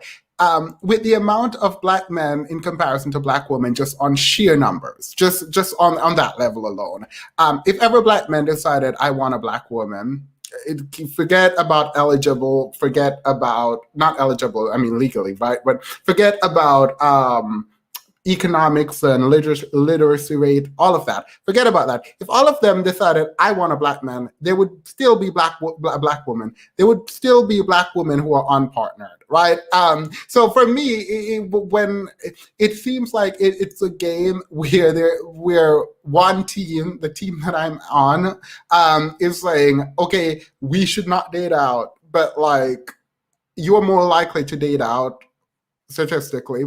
And also, even if you didn't, Black women, unless they're willing to engage in like a polygamous relationship, won't have a Black man unless they're like dating them overseas. So like for me, I just kind of like, sure, we shouldn't, they shouldn't, people shouldn't, I don't care.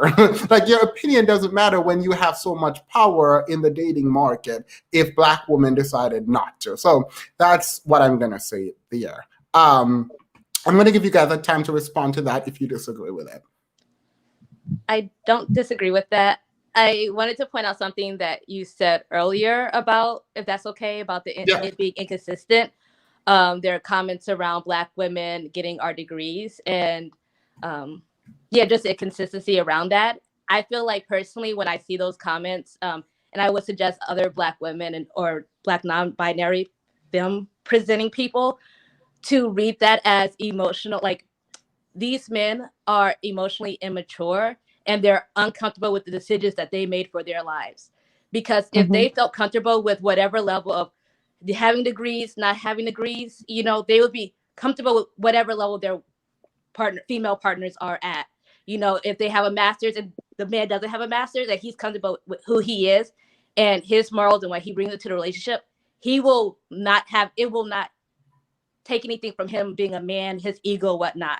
But if he's eternally, go ahead. No, I didn't hear who you were talking about. Sorry. Oh, if a Black man is talking about Black women not having being up sedity is like what they like to say in Atlanta. A Black woman being sedity because she has her degrees or she's difficult and all that. I think that that's just them projecting their emotional immaturity and them not being comfortable with their life decisions of not getting certain degrees or them not being able to manipulate these women because they don't have that power over them.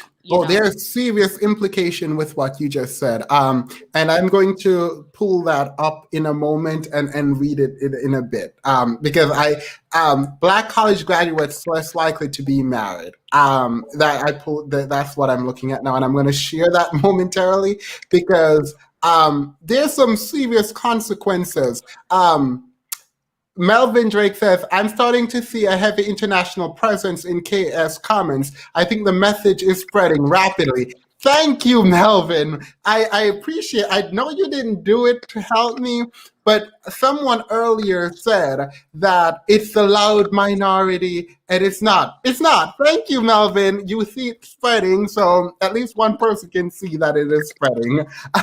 So thank you for that comment. It is not just a small group, in your words, that it is spreading. So that's great to know that we should definitely be very concerned. In any case, thank you all for coming on. Please, when you leave, come back in if there's another topic that pops up that you want to talk about. And I'm particularly going to speak on the Black college rate issue momentarily. So thank you. All right. So let's do the college rate in a minute, and we're gonna talk a little bit. So let's read together. That's not readable. Can I zoom? All right. So we're back to Brookings. We're back to Brookings EDU, right?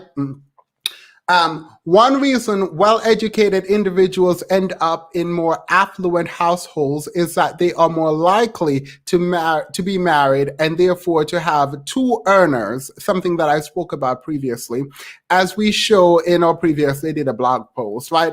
College-educated women are now more likely to be married than those without college degree. Now, this is great, except in the Black community. But there is a big difference here by race. White women with an undergraduate degree are almost as likely to be married today as in 1960. But marriage rates are declining for Black women across educational spectrum.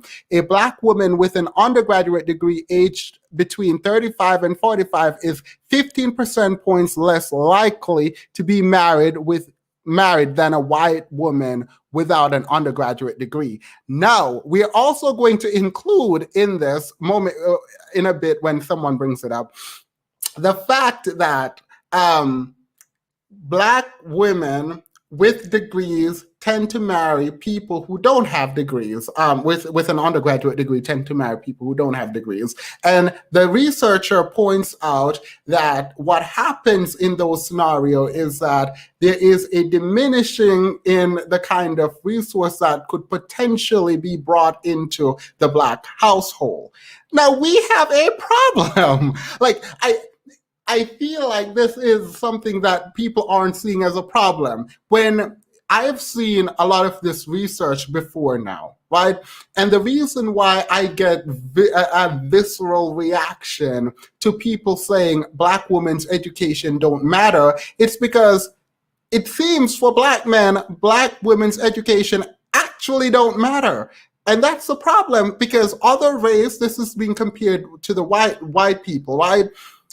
Women with degrees marry men with degrees. Women with money marry men with money. But in the Black community, men with money don't want women with money because apparently your money doesn't matter. Men with degrees don't want women with degrees. Apparently your degrees doesn't matter. Now, I am not saying this is the reason why the Black statistics are the way that it is, but can you guys see that? Can you see how that is a problem? I am not saying at all that getting an education is going to completely solve systemic racism, right? I am not saying that there will be equal footing for everyone when they get degree, because we know that's not true. Black people with degree make less than white people without degree. So that's not true. But Black people with degrees do better than Black people without degrees. So there is a correlation and there is a causal nexus between the degree that you earn and money that you make. So why then are we doing all of this in this way? Why are we saying degrees aren't important? Maybe there is an issue with our community. Like, maybe there is, but I won't put this only at the feet of our community. We can bring systems in place in the conversation. I think that is important. But when you see men so cavalier with language on Beyonce's internet saying, oh, your degree doesn't matter. What do you bring to the table? I don't care about your degree. That is a problem.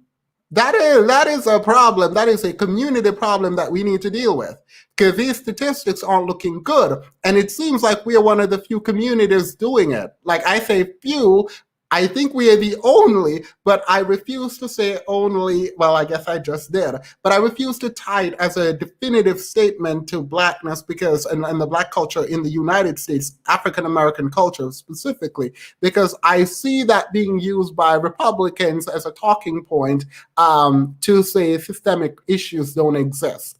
I also think that is wrong. So in any case, let me get some people on. Let's see who is backstage to talk. I think Katrina disagreed with me, so let's get some voices. I don't know if you actually disagree with me, but I heard someone saying you disagreed with me. So, and let's see someone new. I don't think Z has gone up yet, and Nod, S-Nod, I think it is. All right, cool. So we have some new people on with me. Hello. Can you hear me? Yes, I can hear you. Okay, go ahead. You can start. Yeah, go ahead. I think it's totally wrong to say that, you know, Black women having degrees is a problem. For me, it's never been that way, you know. Because I've seen too many sisters, especially within my friends list, like on my Facebook, that have degrees. They getting married, having babies, and looking just as fine as they always done, and successfully doing stuff that is like, oh, some of them are owning their own businesses, some of them getting into real estate, some of them are, you know, even in my field in like TV production or something like that. And it's just, it's almost like some of the women have actually said, it's some type of jealousy that some men have. You know, we keep hearing it, and it's just like, wait a minute, what is this? Are you trying to stop a flow? And especially to say for women in their education, that does not bring anything to the table. Okay, well, what if you have a child with this woman? She has some knowledge in her mind from her bachelor's to master's to even PhD degrees. Oh, without a doubt, what life experiences. She's going to bring something to the table to your child, whether it be a son or a daughter, that's going to lead your child into the next future of whatever that they may be. I can look at my mother from, she got her bachelor's degrees while I was in high school. And I'm like, I'm learning stuff that I'm like, okay, maybe I can apply this to life later on. Even my father's PhD, it took him a long time to get it, but he's still able to give me knowledge about certain things in life. So, and they're not married, but the fact of the matter is that there is something like, I understand that college and like you said, that education will not solve the problem of racism. They're just people that will just be ignorant or arrogant as possible, that will believe that some people may say narcissists, that will believe that they're better than certain other people. Even like you said, that some people may think that they may be better than someone that doesn't have a degree. That's not the truth. That's not the case. Because too much, to be honest with you, a lot of experience can teach people a lot of things faster than a 4-year degree can do.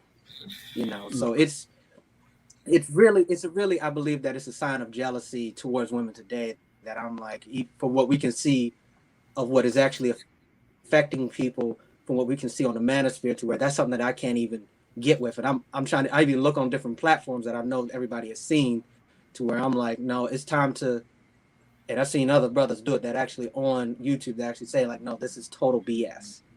And this is something doing to our manhood in a way that is affecting it. And I even had to share this with people that are like at church or even at a high school level, to where I'm like, look, I don't want any of this getting to a bad point to where somebody can get harmed from this type of stuff, And I totally disbelieve the fact that women with an education to a bachelor's degree or master's degree does not bring anything to the table. Come on now.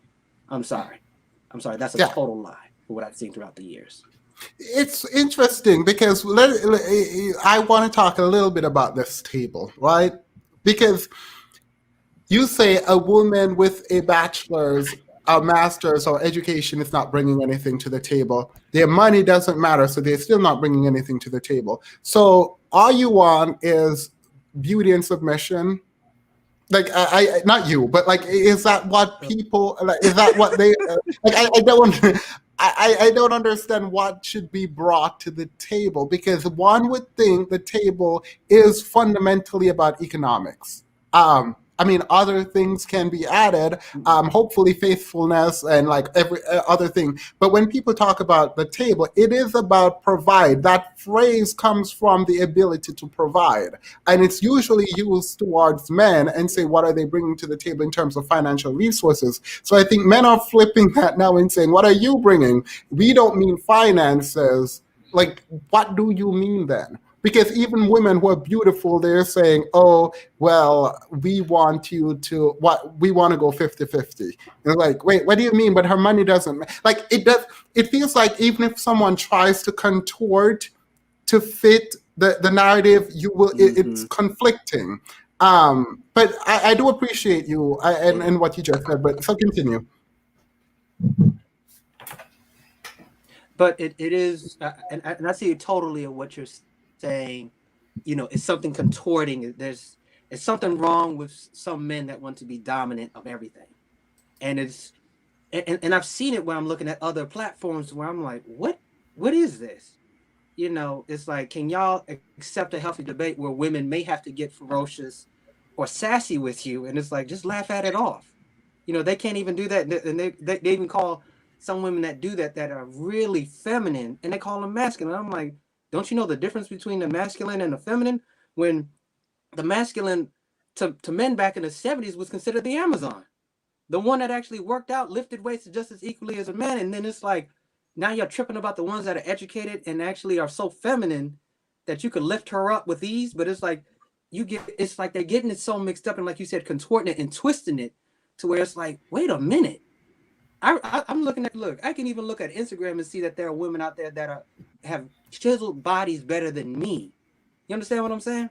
Chiseled bodies better than me that look great and actually have a business and are independent and still sassy and ferocious and still want men sexually.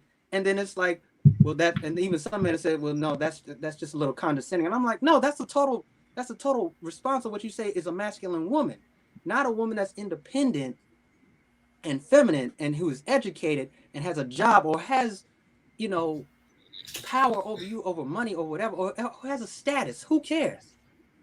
You know, it's really like, who cares? It's really the fact of the matter is who loves you. You know, do you love them back? And especially, I've even said this a few times. Are some of these men willing to go to hell for some of these women?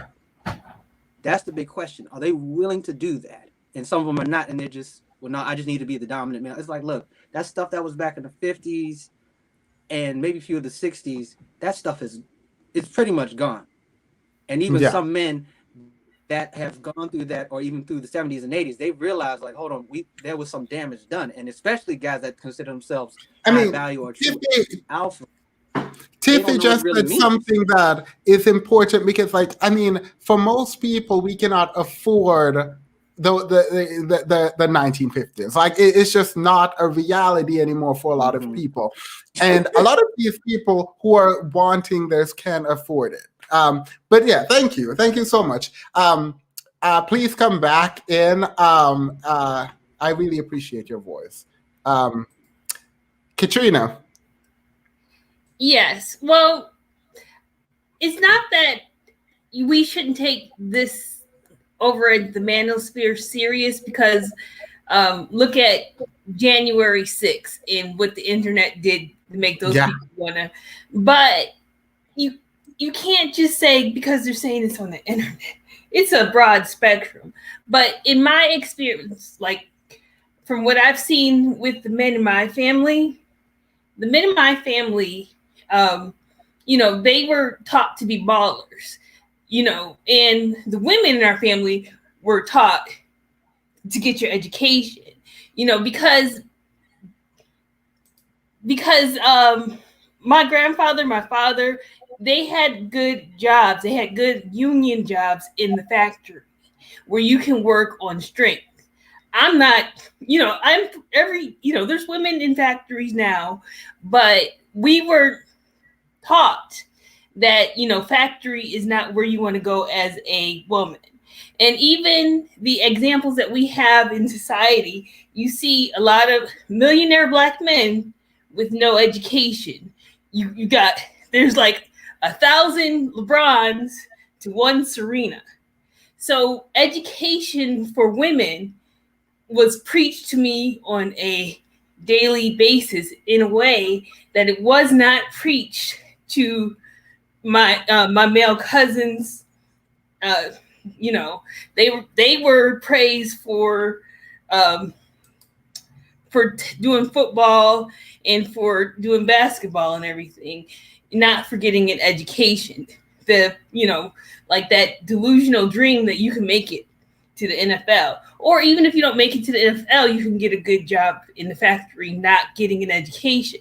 But things have changed where education is necessary. And since women have been trained from birth 20, 30 years ago, you better get your education. That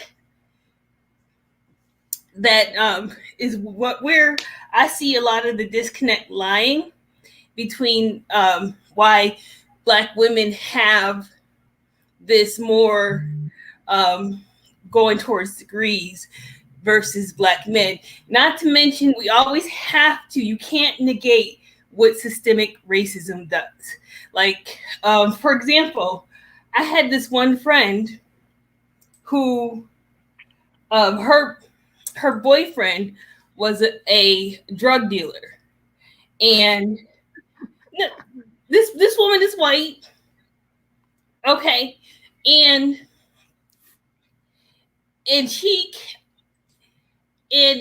basically because of the fact that he knew his family knew people, he got caught. He was a high school drug dealer, selling drugs to white people.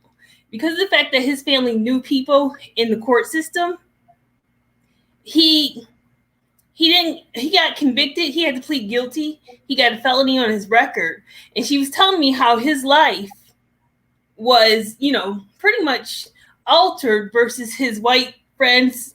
They all went to college and everything, you know, so he did suffer consequences. But if he was Black, because most Black people don't have these connections, that that Black person in that similar situation selling drugs to Black people in the Black school or whatever would be in jail, in prison for, you know, for many, many years and be worse off. So you have to always account for systemic racism when you're having these conversations. No, Also, I agree with you. Yeah. I agree with you. Also, these, I think that like what these spheres are is glorified, like Jerry Springer.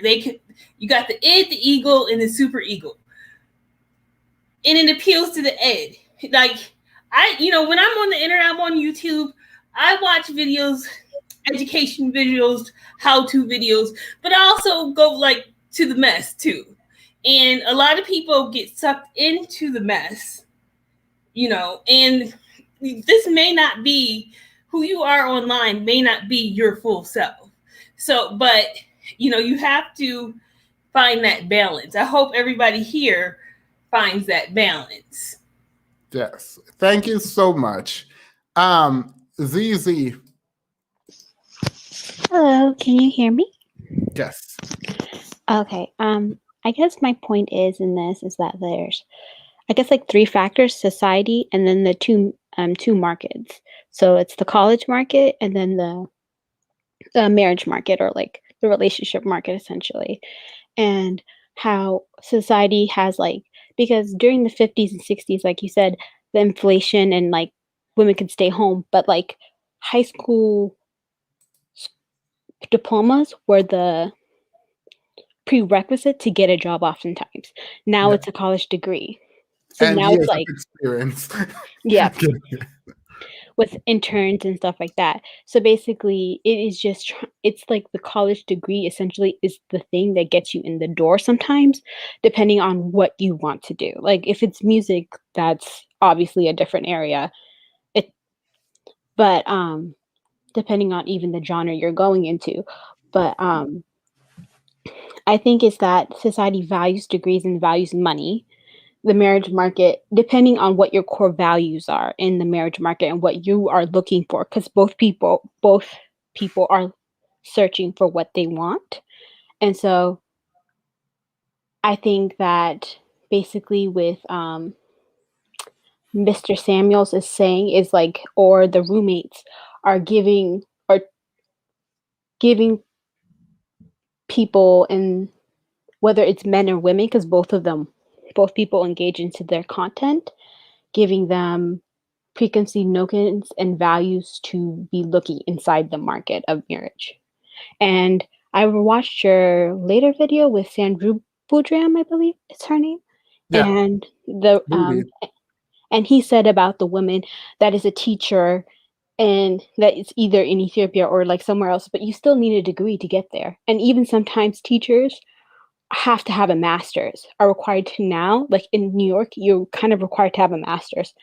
Yeah, I think that brings up an interesting point. Like there is a feeling, and I put it out, said that this is a feeling I have. It's not concrete, that it's true, that these people just want someone beneath them. And instead of working to best the people around them, they would rather try to diminish those around them to be better than, right? Like they're not going to be better through work and self-improvement, but they're going to be better by making you not work and be better. And I think that that's the part of it that really annoys me. So they don't mind you being a teacher because for them being better than you means having more money than you. And I don't want to go too much off on a tangent, but you brought that up, and I remember the video that I just did, and I think it's kind of important. If it is true, that is hugely, hugely problematic. Yeah, but even like, let's say the man who has that preconceived notion is a teacher as well. and he's working at the high school just as the women that he found interesting and like willing to date. You kind of aren't like you can't afford what they're asking for, essentially. You're not in you can't pay for the submission. I'm not saying submission, and like I'm not trying to be facetious about it, but like you're gonna have to work together. No, I do like this because like when you speak, you bring up so many sort of like ideas about why I made a video. And it's so important, I think, ultimately, because we said this before, but can you afford to create the life that you're telling Black women that they need to live, right? Can you afford to stay? The thing is, I don't actually think these men want stay-at-home wives. Like, like that's the part that doesn't make sense to me. Like, they're saying all this stuff, and they do. I think one of the only true thing that comes out is that they want 50-50. Like, I feel like that's what they want, but they also want everything given, quote unquote, to the man in the 1950s. What happens is, if you try to do that, what happened in the 1950s now, what you're going to do, and what I think they want, and I say they, right? But what I think they want is they want equality in terms of contribution to the household, but they also want to be treated as the sole provider. And that's not how that works, right? The patriarchy and the system of oppression, in my opinion, and you can disagree with it, that existed in the 1950s was not only detrimental to men, it was detrimental to women. It was detrimental to both sexes. Men was glued in to a system that required them to be a worker who gets up at this time and come in at this time. I watched a video on this before. And women were required to kind of accept everything, right?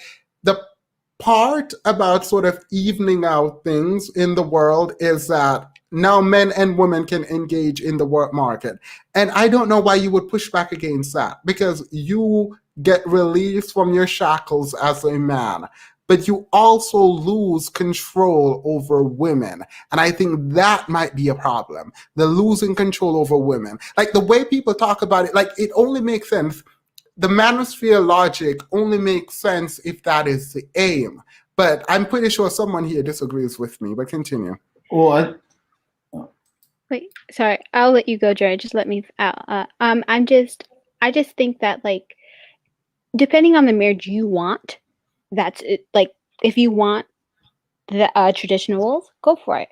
If you don't.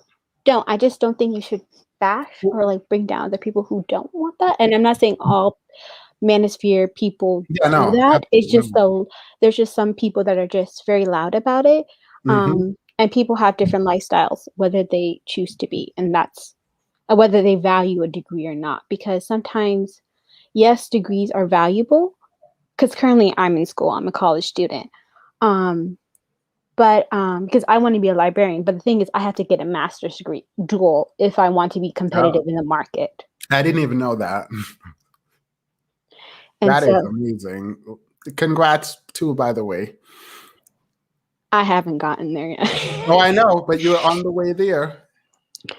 Thank you. But I think it's just that people just need to respect each other's choices, whether like what they choose to move in society, whether they value it or not. But I don't think you should value someone's hard work and what they value in a degree as well. I absolutely agree with you. By the way, please come on more often. When you speak, it triggers like thoughts, and that's like something very useful for me. Well, thank you for having me. Good luck, guys. All right, Jaren, you had disagreements. Go ahead. I was going to say to one thing you said, that men have been freed from their roles, responsibilities. I don't think that's the case at all. I think that's part of the problems, that men are still expected to do the same things they've always done. And that's where a lot of the No, but that's not true, though. I can say objectively that's not true, because now you have options. No, you have now that women can engage in the work market in a way that they couldn't previously. You have options in terms of the people you partner with. Now, obviously, if you choose a woman who wants that traditional relationship, then yeah. But I don't think, as a general matter, like men are required to there is a number of stay-at-home dads. I don't know any of them personally, but there's a number of stay-at-home dads, and women are filing as head of household now. Like I mean, I get your point, but I don't think it's true, because I know it's not true that men have to ascribe to the gender norms. I think it's based on who you decide to partner. And the fact that women can be in the workforce means that you get more options in terms of who you want to partner with. Well, sure. I think, yeah, sure. Certain individuals out there can find individuals, but certainly we can agree that we're speaking on a broad topic and there are broad patterns. And nevertheless, that women are in the workforce, what they desire is still similar. They're not, I mean, even we talked last time, I think LB brought up that she wanted a man who makes the same or more than her. This is like how it's always been. It's not no. But you don't get to use LB saying she wants someone who makes similar or more than her while she's becoming an attorney as gender norm, because LB would, well, I think LB, if you brought her, but it's not an uncommon thing, is my point. That yeah, but I'm saying that women, I've actually heard a lot of women say, and the women I know tend to marry people who are their sort of economic equal. Actually, let's do this. You brought up a point that is researchable. So here we go. People tend to marry someone with similar levels of education and income, as we discussed last week. So college graduates are not only more likely to be married, they are more likely to be married to each other. This means they can double up on the rising college wage premium. This is important, but again, there are differences by race. Black women with an undergraduate degree are less likely to marry a man with undergraduate degree than their white classmates, right? So this is important because, I mean, this ties into a lot of other stuff, right? It ties into, let me add LB, it ties into this notion that Black women's standards are too high. This is not true at all, at all. In fact, let's do a chart. What happens as a general matter is Black women tend to marry men when they have degree. Black women with degree tend to marry men without degrees, right? And so this idea that Black women's standards are too high is another conversation that I think is important that we need to talk about. But also, as a general matter, people tend to date and marry people of their same or similar socioeconomic standing. So that's the baseline. When a woman says, I want someone who makes as much as I do, people freak out about that for absolutely no reason. Because if it's 50-50, it is not a 1950s relationship, right? At all. If it's 50-50, it's actually both people are contributing, as the name suggests, 50-50. So it seems odd that you would bring that as an example, but I think LB can defend herself, so go ahead. Okay, so like he said, if I'm paying bills, if I'm working, then this is not a traditional relationship. So we'll just put that aside for a second. And then one thing I will say is that for me personally, like being someone who, like, I'm not trying to be a lawyer for the money, although I do expect to make a good amount of money. And I also I plan to branch out from my legal career and do nonprofit work and things like that, right? So I plan to do a lot of big things that is going to involve a lot of money. And that's not the aim though. I'm not doing it for the money. I'm doing it because that's my passion. That's what I care about. And so, and the reason that I want somebody who makes the same or more than me is by looking at my family history. So every man in my family, for the most part, I can't think of one that isn't, is a provider. And they make more, the same if not more than their spouses for the most part. And I was raised to not be dependent on any other person because I can't afford to be in this life. And so I recently had a conversation with my great aunt, and she was telling me about how my great grandmother and her, they supported each other when they finally decided to stop being dependent on men. And she particularly had like, I want to say like 13 or more children with one man that kept cheating on her, and she had to stay and she had to clean houses for like 25 cents or something dumb and like listen to white people say like crazy stuff to her back in the day. And she was in a position where she couldn't leave. I sat down with her and she was asking me if I was married, if I had kids, if I was educated. And I was talking to her about it, and she started crying because I'm in a place where I'm able to, if I do get with a man that is providing for me and he doesn't take care of me, I can leave and I'll be okay. And so my main thing is like, I feel like I'm getting off point, but it kind of like triggered that memory for me. But so my main thing is like, with me wanting somebody who makes more than me, that's about security. And that's also about like, not like when you invest so much in your education and your lifestyle, you don't want to get with a partner that's going to make you downgrade your lifestyle. So I don't want to be making over 100,000 and then partner somebody who's making like 40. And then now we're living a 60,000 lifestyle together. And then when I divorce him, I have to pay him alimony and things like that. Those are things you have to think about, because at the end of the day, that defeats the purpose of why I went to school in the first place, to follow my passion and to make sure that I don't end up in the situation that my great aunt and my great grandmother, even my grandmother today, is in. She is married and they're unhappy, but my grandfather made all the money in the relationship. So what are they really going to do at this point? Yeah. I mean, that might actually be a frightening reality too, right? The fact that women now have an option. They can leave. What? No, I mean, I heard this YouTuber, the big one, the one we've all been talking about, actually said this, like, okay, why are women are the one who are leaving and they're the one divorcing men? Like, oh, but they were abusive. It couldn't be they were abusive for the entire relationship. You're lying. It's like, okay, girl. Well, we don't care. You can be abusive and stay in a relationship. That's not okay. So I think that might also be a problem for people who don't want you to get an education, is a realization that you could leave if you so choose, because you're not completely economically dependent on the person that you're with. So thank you. Island Girl said, I think men who feel this way think that they are inferior to their partner. Also, they feel that they cannot be as dominant as they want to be. Thank you, Island Girl. So I am going to ask AEO. You said women are competing with men in the workforce. I would like for you to expound. That is definitely true. Very civil stream. Good job, Themis. Good night. Thank you. I'm enjoying this very much, and I hope it continues to be this way. AEO, go ahead. Can you hear me? Yeah.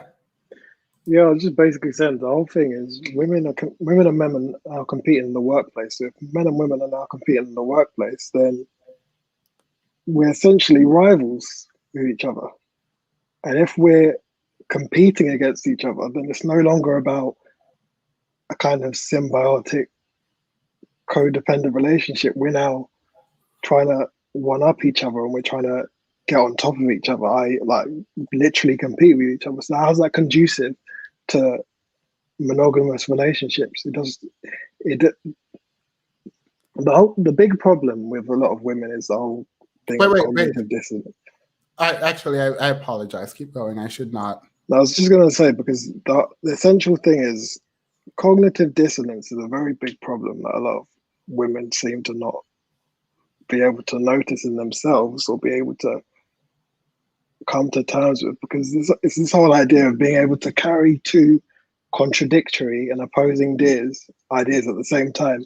But men being more logical, we understand that if we have one thing, I want to say continue, but it feels very. It's kind of hard.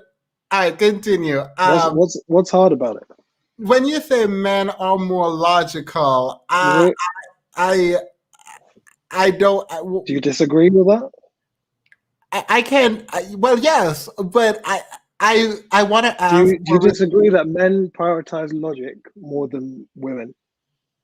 I think that our consensus seems to be that women operate emotionally and men do not. Men operate with logic. This is only true. I did a live on this where I talked about the psychological research that indicate, and Jaren pointed out that whatever. But Jaren and I had a conversation about this. The emotional regulation that men think they have when it comes to controlling their emotion is problematic because they don't put anger in the kind of discussion that is happening. Men tend to become more aggressively angry than women as a general matter. And then if you say women cry, then what you're doing is like you're defining emotion in a very reductive way and separating quote unquote male. I disagree with that because I think men and women become angry equally. The only reason it's hyperbolized or made such a big deal when it's a man. That's evolutionary impossible because because men were allowed to be angry, not because they were allowed, quote unquote, but because it was not an evolutionary necessity to survive. A woman would be able to regulate her emotional reaction evolutionary if we're talking about the ability to fend off predators or whatever. Men were, and we're talking about very broad stroking right now, right? Where the literature on this is not even consistent. But if we're accepting kind of stereotypes, then men would be able to be more aggressive and show overtly their emotion, where women would have to learn to adapt to not do that if we're talking about the fragile woman versus the overtly masculine man. So I think you're defining emotion in a way that would allow you to say your statement, but I don't think women rely on emotion and men rely on logic. Like, I'm not going to accept that thesis, but I'm going to let you continue. I'm just putting this out there that I don't accept that thesis. Erica, welcome, by the way. Go ahead. As I was saying, the cognitive dissonance is the problem because the whole idea of carrying two opposing ideas at the same time and not seeing any issue of it. And so as men, we kind of realize that if we have our cake, we can't eat it at the same time. You're either going to eat your cake or you're going to have it. If you have it, you're not going to eat it, and vice versa. So, but I don't understand. No, because if you're working towards a degree and you're working towards a career to develop yourself to financially, that's fine. But what part of that has got to do with a long-term relationship with a man? Long-term relationship with a man probably includes financial resources. Okay, let's go on. Men are more logical. How logical is it to disregard a woman's education for long term? How logical is it to disregard a woman's socioeconomic standing for a long-term relationship? Is it logical of you, men who are supposed to be quote unquote visual? Is that logical to you? Well, sure, you're conflating a degree. No. Wait, stay out of this, Jared. You don't get to come in yet. I'm asking AEO the question because I'm very curious. How logical is disregarding her education and income and only focusing on beauty? You're saying men are logical where women are not. So I'm testing that hypothesis. I said men prioritize it, but carry on. No, but yeah, that's not logical. That's what I'm trying to say. It is not logical for you to prioritize a woman's beauty over her education. And why isn't it logical? Why isn't it logical Because presupposing if that? you're talking about long-term building for yourself, not even the community, because for the community you completely lose, right? Then it doesn't make sense that you're going to prioritize beauty over education and finances when someone with education and finances does add value to you. Someone with beauty that does ultimately depreciates over time, beauty that is, doesn't seem like a good investment for someone who is logical. But this is presupposing that you're financially stable yourself as a guy. So if you're financially, but even if you are, that is short-sighted. But if we're talking, if you're financially stable as a man and you're ready to provide for a family and your partner, why are you concerned with her own financial situation? Well, it's not just finance. I said education too, and we're talking about child rearing. So, her education, her financial stability. Yeah, I'm going to assume the two go hand in hand. So, if her degree is allowing her to have a career and provide herself with an income that adds to the family and is contributing in a way, in general, women don't tend to want to date down. No, that's not true. I literally just brought up the statistic that says that's not true. Next. Well, you said it was black women. Yeah. Even for education, the trend in education does not change for races when it comes to black women and white women. In fact, here you go. I can pull it up again. I don't mind. So white women are out earning white men in terms of education. Black women are also earning, and white women are partnering with white men. Like they're all doing it. The difference is black women are dating down, where white women are dating across from themselves. So again, I am testing your hypothesis and it is failing. And the problem that I'm not trying to have a debate with you. I'm just saying that I don't like those statements where you say, oh, black men are not black men, but men are logical and women are not. Like when you dig deeper in it, and it's not your fault, like everyone, I think a lot of people say it, but when you start digging deeper into this, it just falls apart.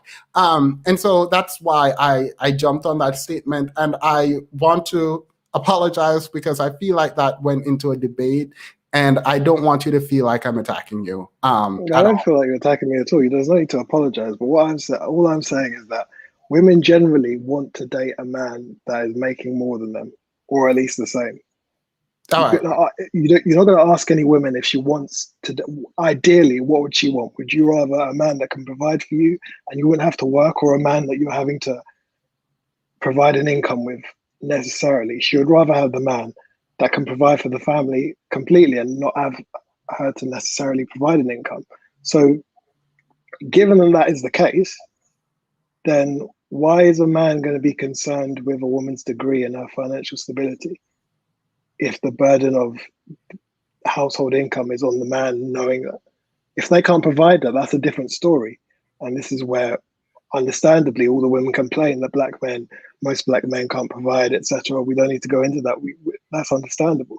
But if we're assuming that men need to provide an income necessarily to support the household, then why is that same man that can provide and be financially stable going to be concerned about the woman's degree and the kind of income she can provide for the family? All right, so I mean, I can appreciate what you just said, because you made a very clear distinction when you were like what someone want and aspire to versus what they do. And I think this is important.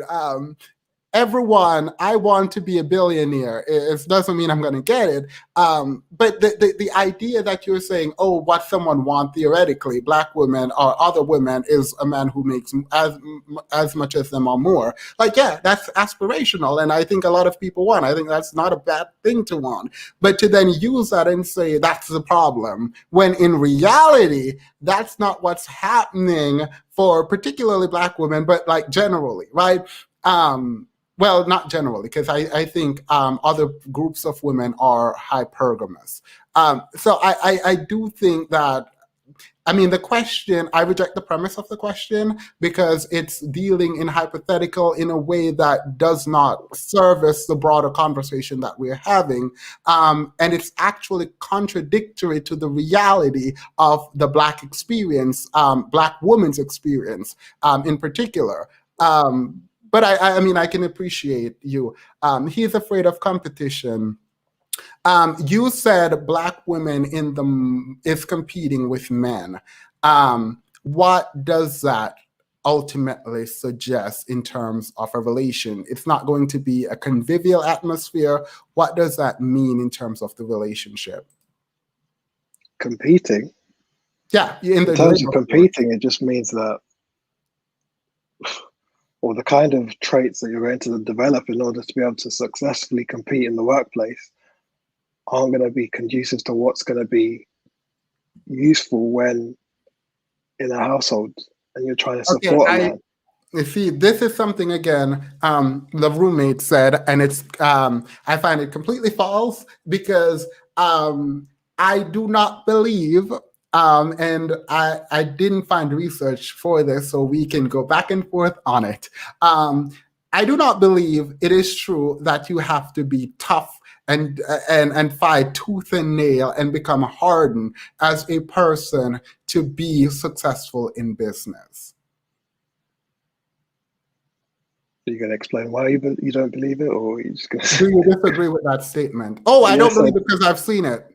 I've seen the sweetest people in the world becoming super successful. Most of my female friends who are millionaires are like the sweetest people in the world. And they did not develop a tough exterior. I think the notion that are these same people with degrees, yeah? Yeah, they're with degrees. I'm a man, and I think I'm kind of doing okay in my life, and I'm not tough. like this idea that you have to be like that getting a job and being in the workforce hardens you is not true. Like the lawyers who work, whatever. Like some of the people that I know are so sweet and kind, and I'm going to use the word feminine, even though I don't like using it, but feminine in the most traditional ways I can think about, except that they have a job. And so the idea that women just become these archetypes, because I feel like this is a 1950s archetype of a woman who works, by the way, as these bossy, like women, like I don't think it is always true, but I have not researched this. There's no research on it, so we can go back and forth on this because it's just my anecdotal evidence. Would you say Oprah is a feminine woman? Oprah? Would I say Oprah is a feminine woman? This is why I don't like using the word feminine, because I open myself up to those questions. I think use whatever word you want. I think she is a leader, and I think a lot of people wouldn't see that as feminine. I think she is feminine, but I don't think you think she's feminine, right? Yeah. So what would you describe as a feminine woman? Or just what is femininity? I'm not okay, look. All right, let me get this clear. I don't ascribe to these notions of femininity and masculinity that are so pervasive on YouTube, right? I think that people are either in a relationship where they support each other or not support each other based on how they feel. So in the sense that we're talking about dominant versus submissive, I don't really care. Like, I don't think about it in this way, like at all. And I know this is strange, but if we're talking about traditional femininity, I can talk about that in the kind of theoretical way. But if you're asking me, Themis, personally, how do I feel about it? I will tell you that I don't care about these labels. I have never, as And so many people attack me online and say, oh, you're weak and you're feminine and blah, blah, blah. I've never had a problem with submission. Let's just say that, right? And to the extent that being able to provide and protect is what defines masculinity, I am as masculine as they get. But we know that's not what masculinity means. It's about performance. So I don't ascribe to these notions, but you can carry on. No, it's interesting because we have this whole idea that, and it's fine. Being liberal is I mean, the whole reason why we have political wings is because not everyone's the same. Humanity's not a monolith, so people are different, and so it's on the one hand you can say that you don't like labels and you disagree and with all the idea of people being put in categories. I don't mind labels. I am labels all day, right? I'm but saying you keep saying you don't like to use the word feminine and you don't like and masculine. Yeah. But what's wrong with these are actual words?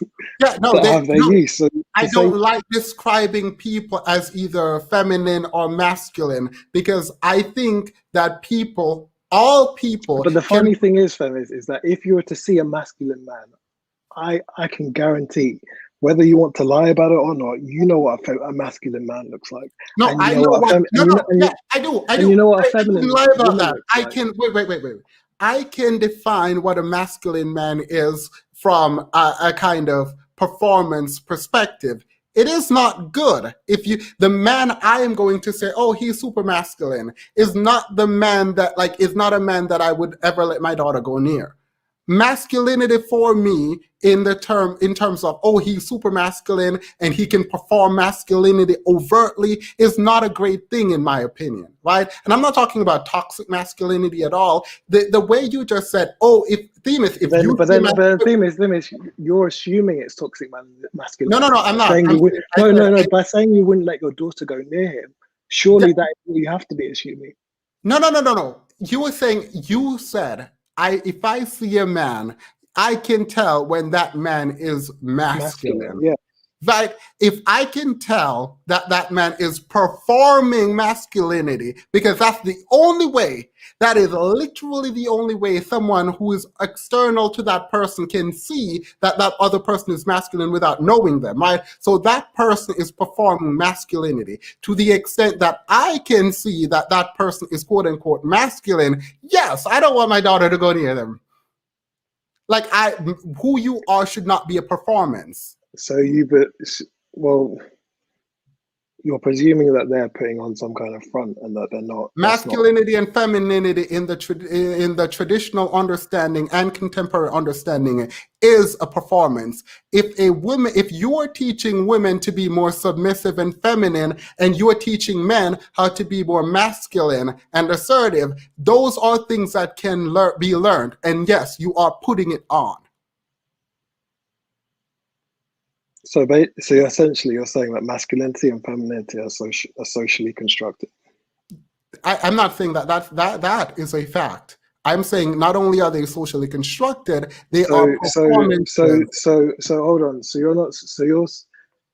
there aren't behavior traits that are traditionally masculine, and there aren't behavior traits that are traditionally feminine. That is a separate question.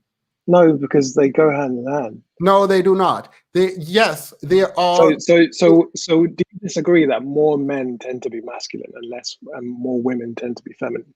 Yes. There are more masculine men than there are masculine women. I don't understand what you're saying, what you're doing, because I would agree with everything that you just said. Traditionally, we have defined masculinity in the way that we do because of what men, quote unquote, do and quote unquote should do.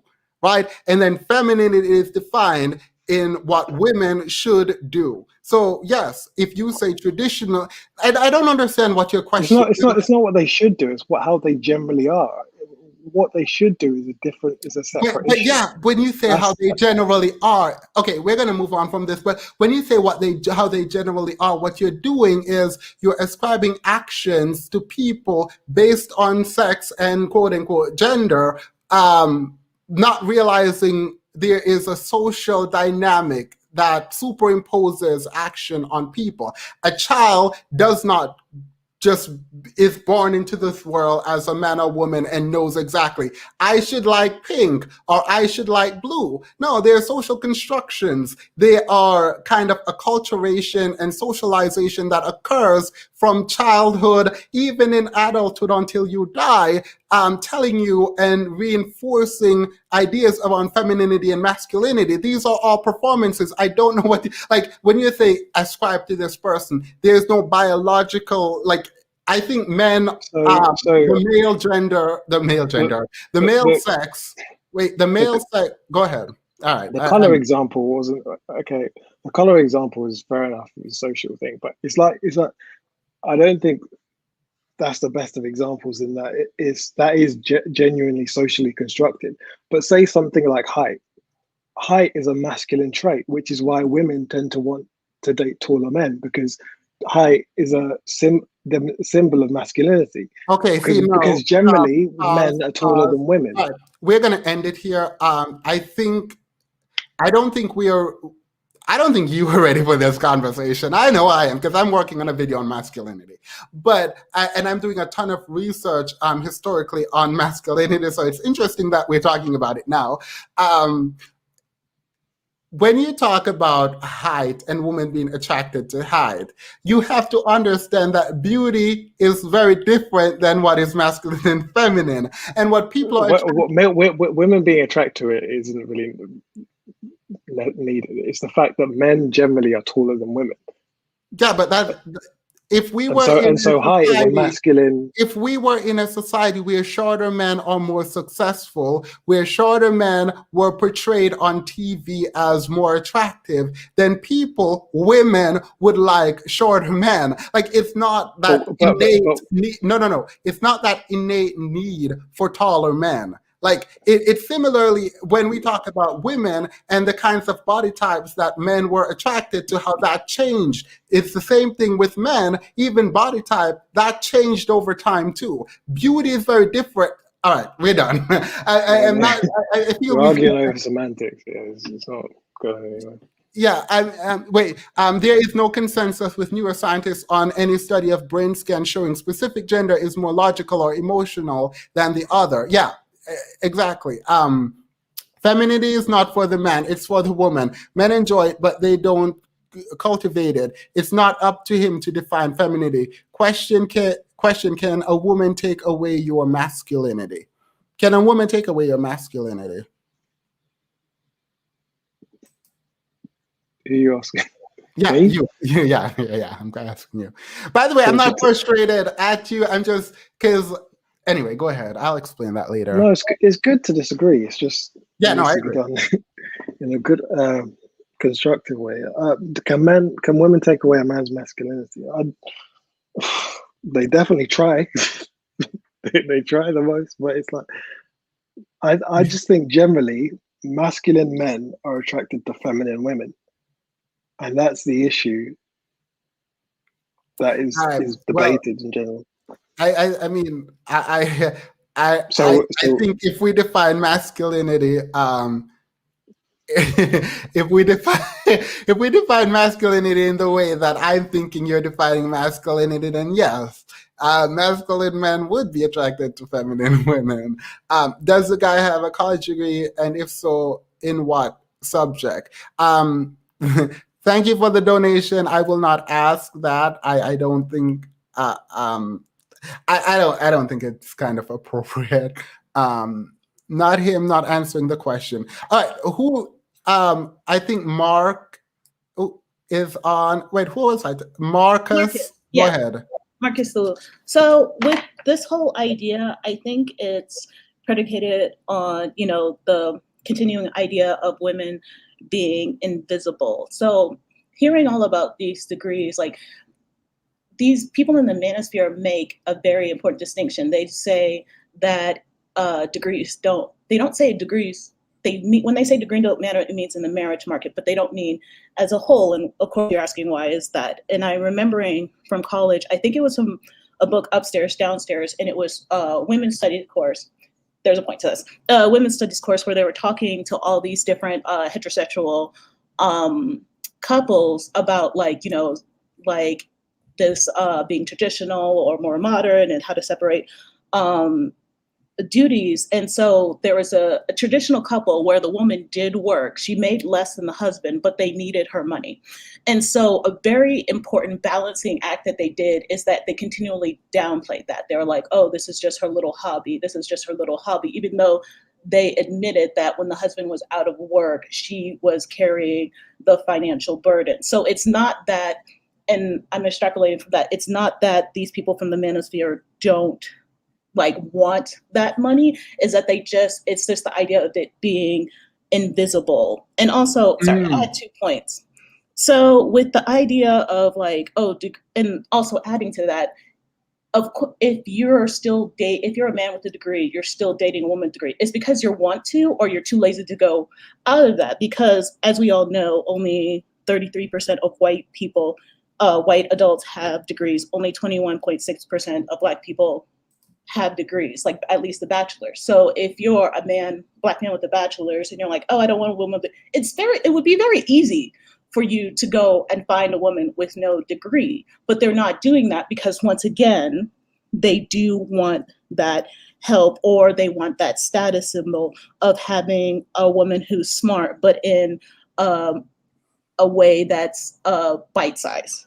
So, and also with the idea with the desire, even though women are not marrying men who make just as much or more than them, even the desire for a man to have more money, it's not, the 2 gentlemen here are saying it's a burden on the man. It's actually not, because that's also tied into the work that women do is invisible. So even if the man makes more money, there's still an expectation for the woman to work and still bringing in that money. So she's still bringing in financial resources. And of course, the unspoken rule is the second shift. Even in households where women make more money, they'll take on more of the second shift. And also, and this is not anecdotal, there have been studies about it, and it's been new attention is being placed on it because of COVID, where you have 2 parents, they're working, they have to do meetings, but it's the women who also have to do that double shift of taking care of their children, making sure they're doing their work. So it's actually still lessening the burden that men have to do. And so in the idea, but of course, they still want that, because so they recognize somewhere that this is helpful and they want this, but they just want women to be silent about it. And even with like these men that these people in the manosphere, like the people in Silicon Valley and all these dude bros in Silicon Valley, they still go for women who are educated because it's a status symbol. Because like there's these articles on the new trophy wife. I've heard a joke in one of those articles saying like the new brag in Silicon Valley is how much of a career did you make your wife give up to be a woman? Like they want these people who are like, you know, have all these accomplishments, but at the end, the expectations, they give it up to support him and as a status symbol. So it's the idea, so encompass my whole point. Men do want the women with the degrees. If you have a degree, men do want women who are making money. They just want us to be quiet about it and downplay our achievements just to prop them up. I'm echoing in someone's background, but there was a story I heard. I was kind of gutted by it, but that there was this woman who went out with her boyfriend, and she gave him her card so that he could pay for the food and with their friends, and he wouldn't look like he didn't have money to pay for it because he couldn't. And when when he passed it to the waitress, she read the name and said, "Wait, is your name?" That's not the name, but is your name Catherine? And everyone started looking at him because he was kind of outed at that moment, because everyone there knew that Catherine was the girlfriend and not him. But I was thinking, like, are people actually doing this? Because what you just said, Marcus W. Marcus W. Sorry. Is that they just want you to be invisible. Right. I mean, that's not what you were saying, but that was a sort of added element that I've never thought about. But I just couldn't. I couldn't even imagine that. All right, awesome. So Wait, thank what was you. the bad thing about the car? Or was it bad? Or maybe I don't think it was. Well, maybe I missed it. can we be honest about it then? I think it was horrible. This is some normative judgment. This is. Was she like famous or something? I'm confused. No. Or It was someone that I know. Yeah, and instead of she's not married to a doctor, so it's fine. It worked out well. She was dating this guy, and instead of going out and paying for the food, she gave her card to him, and she was out. Oh. Yeah, and so it would look like he's paying for it, but the waitress read off. Oh. Sorry, it is a mess. Why would they do that? Why would they read it off? Like, what's the point? They're like trying to flex on. Because the woman has Dunk on 'em. preconceived notions of masculinity. No, I That's think what she was it is. concerned. I mean, that could be it. Like, I'm not going to be like, oh, yeah, I know what's there. But, like, I would be concerned if I was the waiter, too. I was like, wait, is your name Catherine? Oh, I see. Because I heard them calling her Catherine. Like, I would be confused. And I think that's why she did it. Also, you don't want people to be paying with someone else's makes card. sense. So, like, Yeah. I mean, the fraud. The fraudulence. In any case, I'm sorry. Crystal is behind the scene. Thank you, guys. Oh, by the way, AEO, you get the last word before you go, because I feel like you should get to talk more. I mean, what do you want me to say? Say, Themis is great, and not. Go ahead. Anything. I don't care.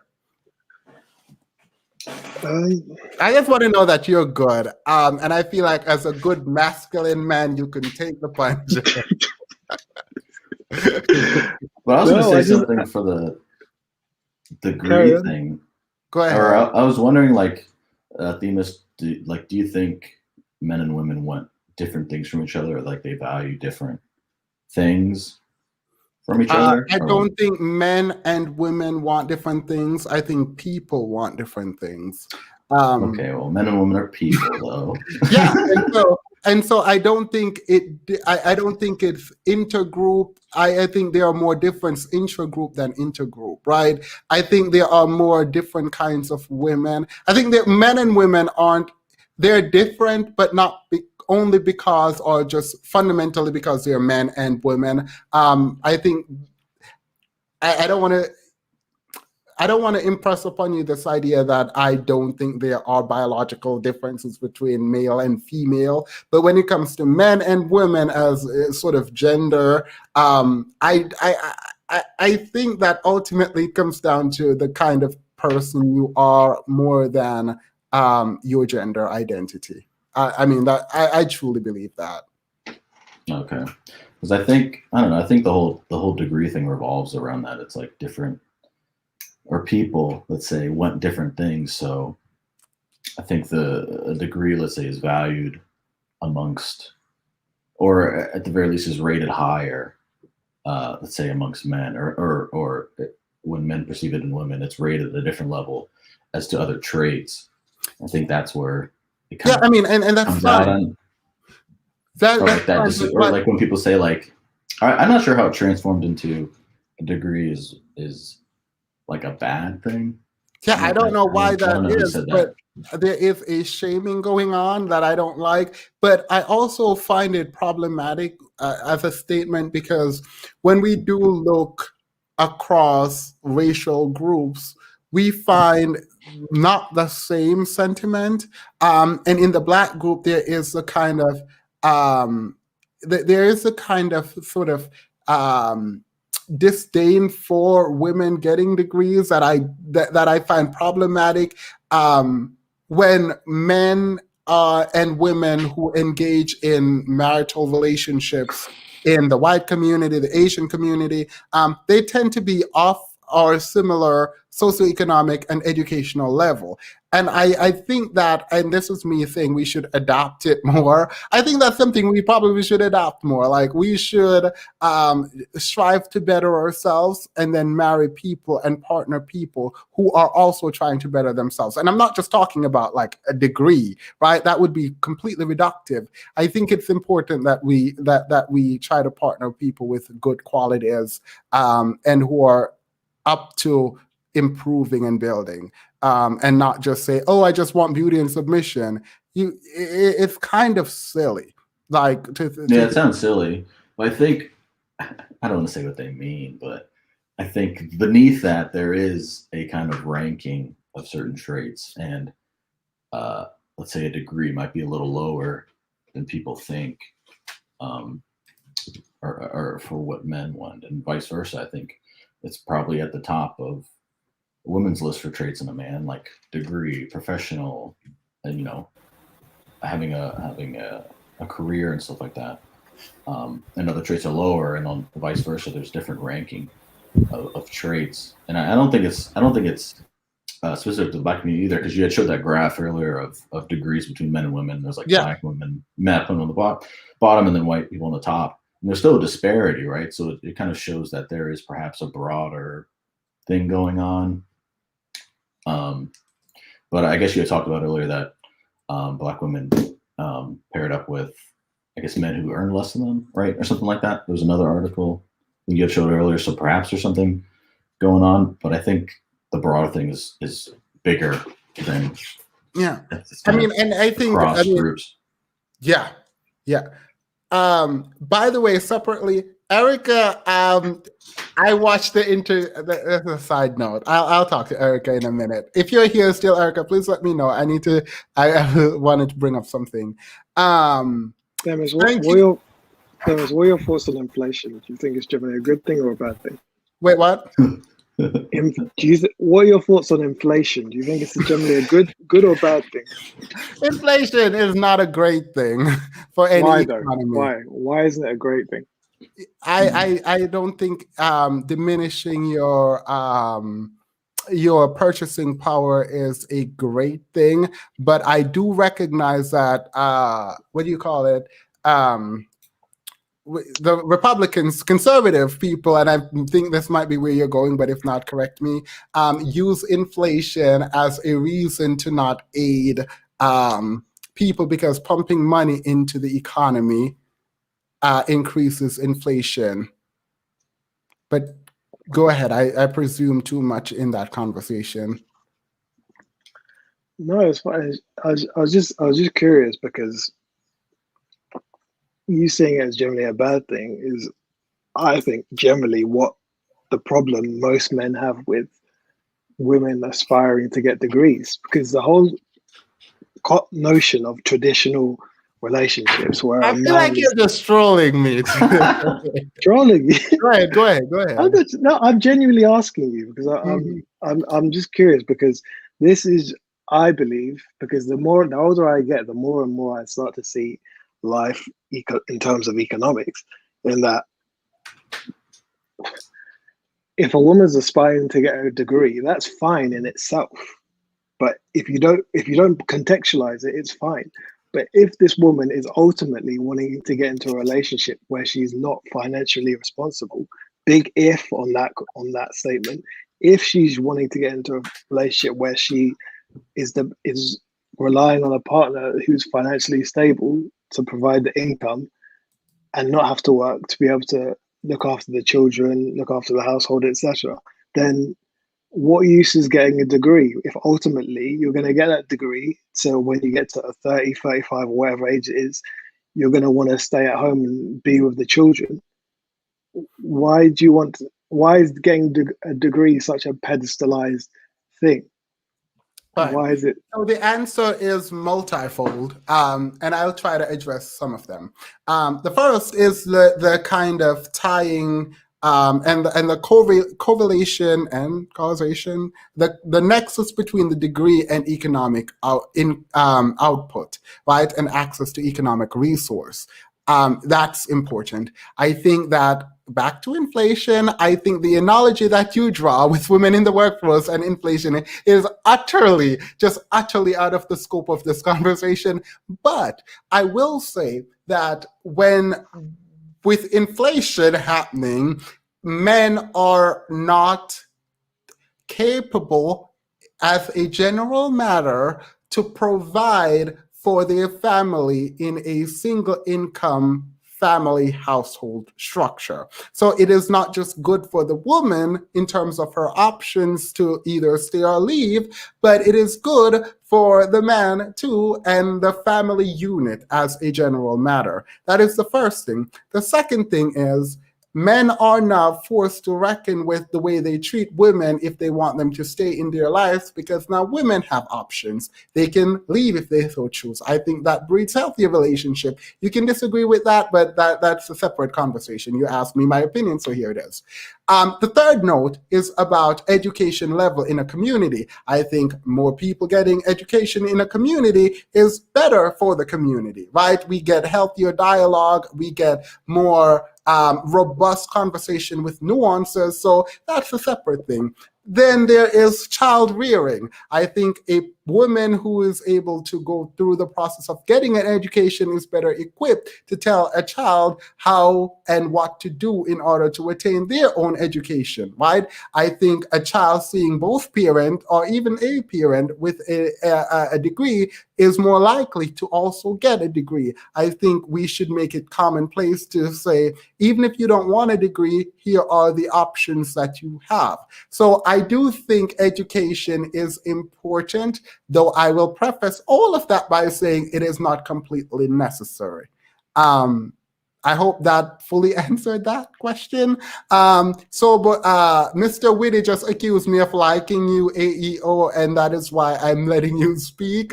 I feel like I'm fair to everyone, but I'm particularly giving you more time, not because I want, like Ngozi say, you to embarrass yourself. That is not true. I kept it up because I wanted to reply to it. But because I think that we disagree on some fundamental issues, and I want you to feel respected, so I let you speak, and then I speak back. No, it's good. It's good to have these conversations where you disagree with each other, because one of the things that cancel culture and all these kind of things that it's creating nowadays is this whole notion of not wanting to say what's really on your mind, and that's the thing people need to be very careful of. This whole idea of you only need to read books like 1984 and Brave New World, where you're policing people's words. You can police people's words, but you can't police their thoughts. Yeah. So people can think whatever they want. They don't necessarily need to say it to you. And so if we're not having these discussions and dialogue, then you're only going to radicalize the kind of people having these thoughts independently. And then before you know it, you have this culture of separate people that are so different, they can't see eye to eye on anything, and they don't want to speak about it, because if they speak about it, you get cancelled, and then no discussion happens. And so people are just busy virtue signaling, not wanting to say what's on their mind because they don't want to get cancelled. And then we're not having these real productive discussions that ultimately change and construct a better and more productive society. But anyway, that's a whole separate No, I appreciate that. Thank you so much for being here. I do so appreciate it, you. By the way, no one said this, but I didn't see anyone say this, but I also want to say that I just outlined some important things about why a degree would be useful for a woman. This is in no way diminishing the kinds of hard work and dedication that goes into child rearing for people without degrees. Like, I am not dismissing that. And I think part of the problem with having these kinds of conversation about the importance of one thing, it kind of seems like there is a disparaging of people without degrees. And I want to make very clear that there are a ton of people who are doing extremely well who didn't have a degree. Like, my mom got her PhD way later in life, right? And so I was raised by someone who at the time only had a high school degree. She went to uni after she had me and my brother. So I think I don't want to make people feel bad for not having a degree. It is literally not necessary, but it does mean you have to invest in different ways, right? So I'm not like, the degree is not the end all, right? Like, I would never do that. So please don't misinterpret what I say. I didn't see it here, but I would be daft if I didn't kind of respond to that before it came up. Anyway, Chris, by the way, Ayo, thank you so much for being here. I'm going to kick you out. You can come back, but thank you so much for being here. It was a pleasure. Take care. You too. Crystal, go ahead. Hello. I'm a bit nervous, so forgive me if I fumble over my words. No, you're fine. Are you hearing me? Oh, I heard you make an accent. Hi everyone. This is a topic I've been thinking about like off and on after I've watched videos about this, and this thought came to me after I watched I'm a Christian, so I was watching Miles Monroe, and he did a series. He has series on about dedicated to women and dedicated to men, and in dedicated women he focused on Proverbs 31. And when I read it and he thought about it, I realized that especially in this conversation, it's partially influenced by Judeo-Christian beliefs and principles. Like the man is the head of the household, the woman is, and a lot of times when the generation older than us and so speak of this in a certain way, it's the role of the man as a provider is put at the forefront, but the woman's ability to provide has been like someone earlier said, made invisible or less important. But when I read Proverbs 31 and you read from verse 10 go down, and you read what a virtuous woman is, you see that a woman being able to provide an extra income to the household was virtuous. It was a good thing, and a man that had a woman like that is supposed to be seen as someone of it made him look good. Now, if you understand what I mean, it was a good thing to have in a partner. Yeah, it's a good thing to have in a partner, to have a woman that doesn't just take care of the home, but has the ability to create income and to help provide. Yeah. Because so it was a good thing because so if that is biblical, that means that for a long time this selfishness of this selfish side of masculinity, or the masculinity that has prevailed for so long, intentionally or unintentionally restricted a woman to be her full self in a relationship. Yeah. So nowadays, what is happening now, I see it as women reclaiming what should have been their role in that relationship, being able to have the choice and the ability to create extra income to help the home persevere. So rain or shine, whatever happens, whoever loses their job, there's at least some money left to weather the storm until everybody's back on their feet. I agree with you. Thank you. Yeah. I appreciate that. I appreciate that perspective. Mocha Mommy. Hello, how are you? Doing well. I love Good. you're coming through clear. Yeah, so my name's Mocha Mommy, and the reason why is because I was the head of the Mocha Moms chapter 11 years ago when I was I'm going to put this in air quotes, stay-at-home mom. It's a stay-at-home mom group specifically for Black women, where we are kind of create a support network.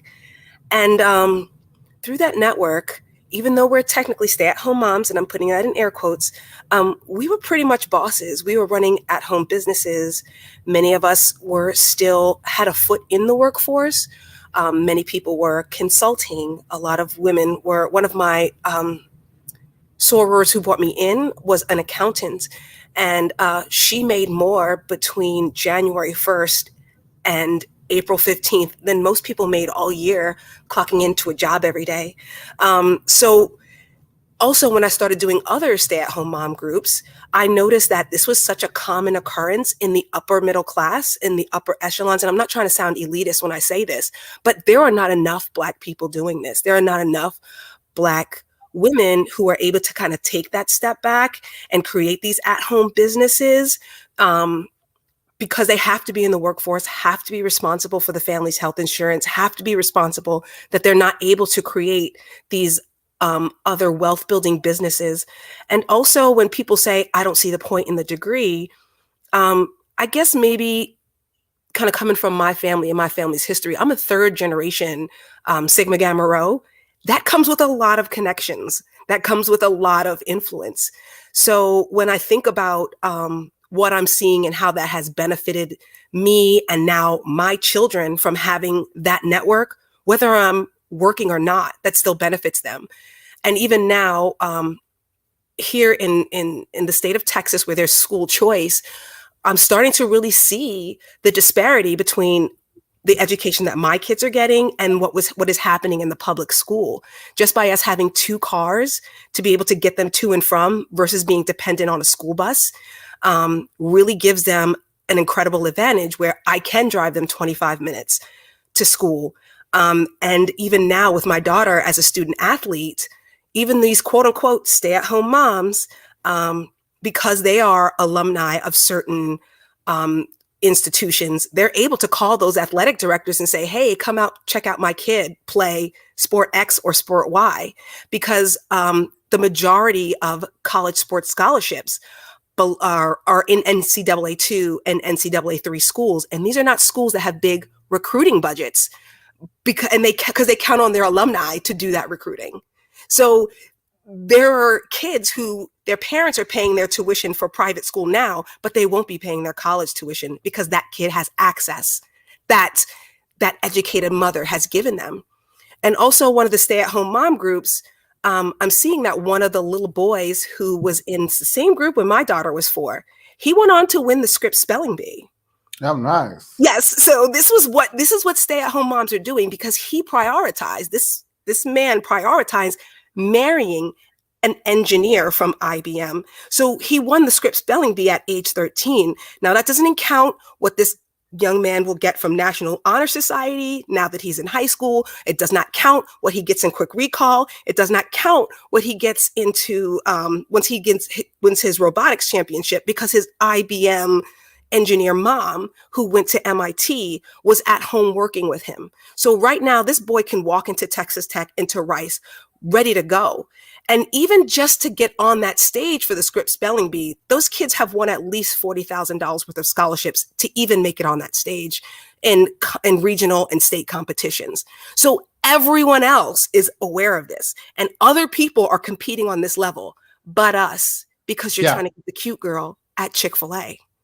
Not at Chick-fil-A. I have a question for you.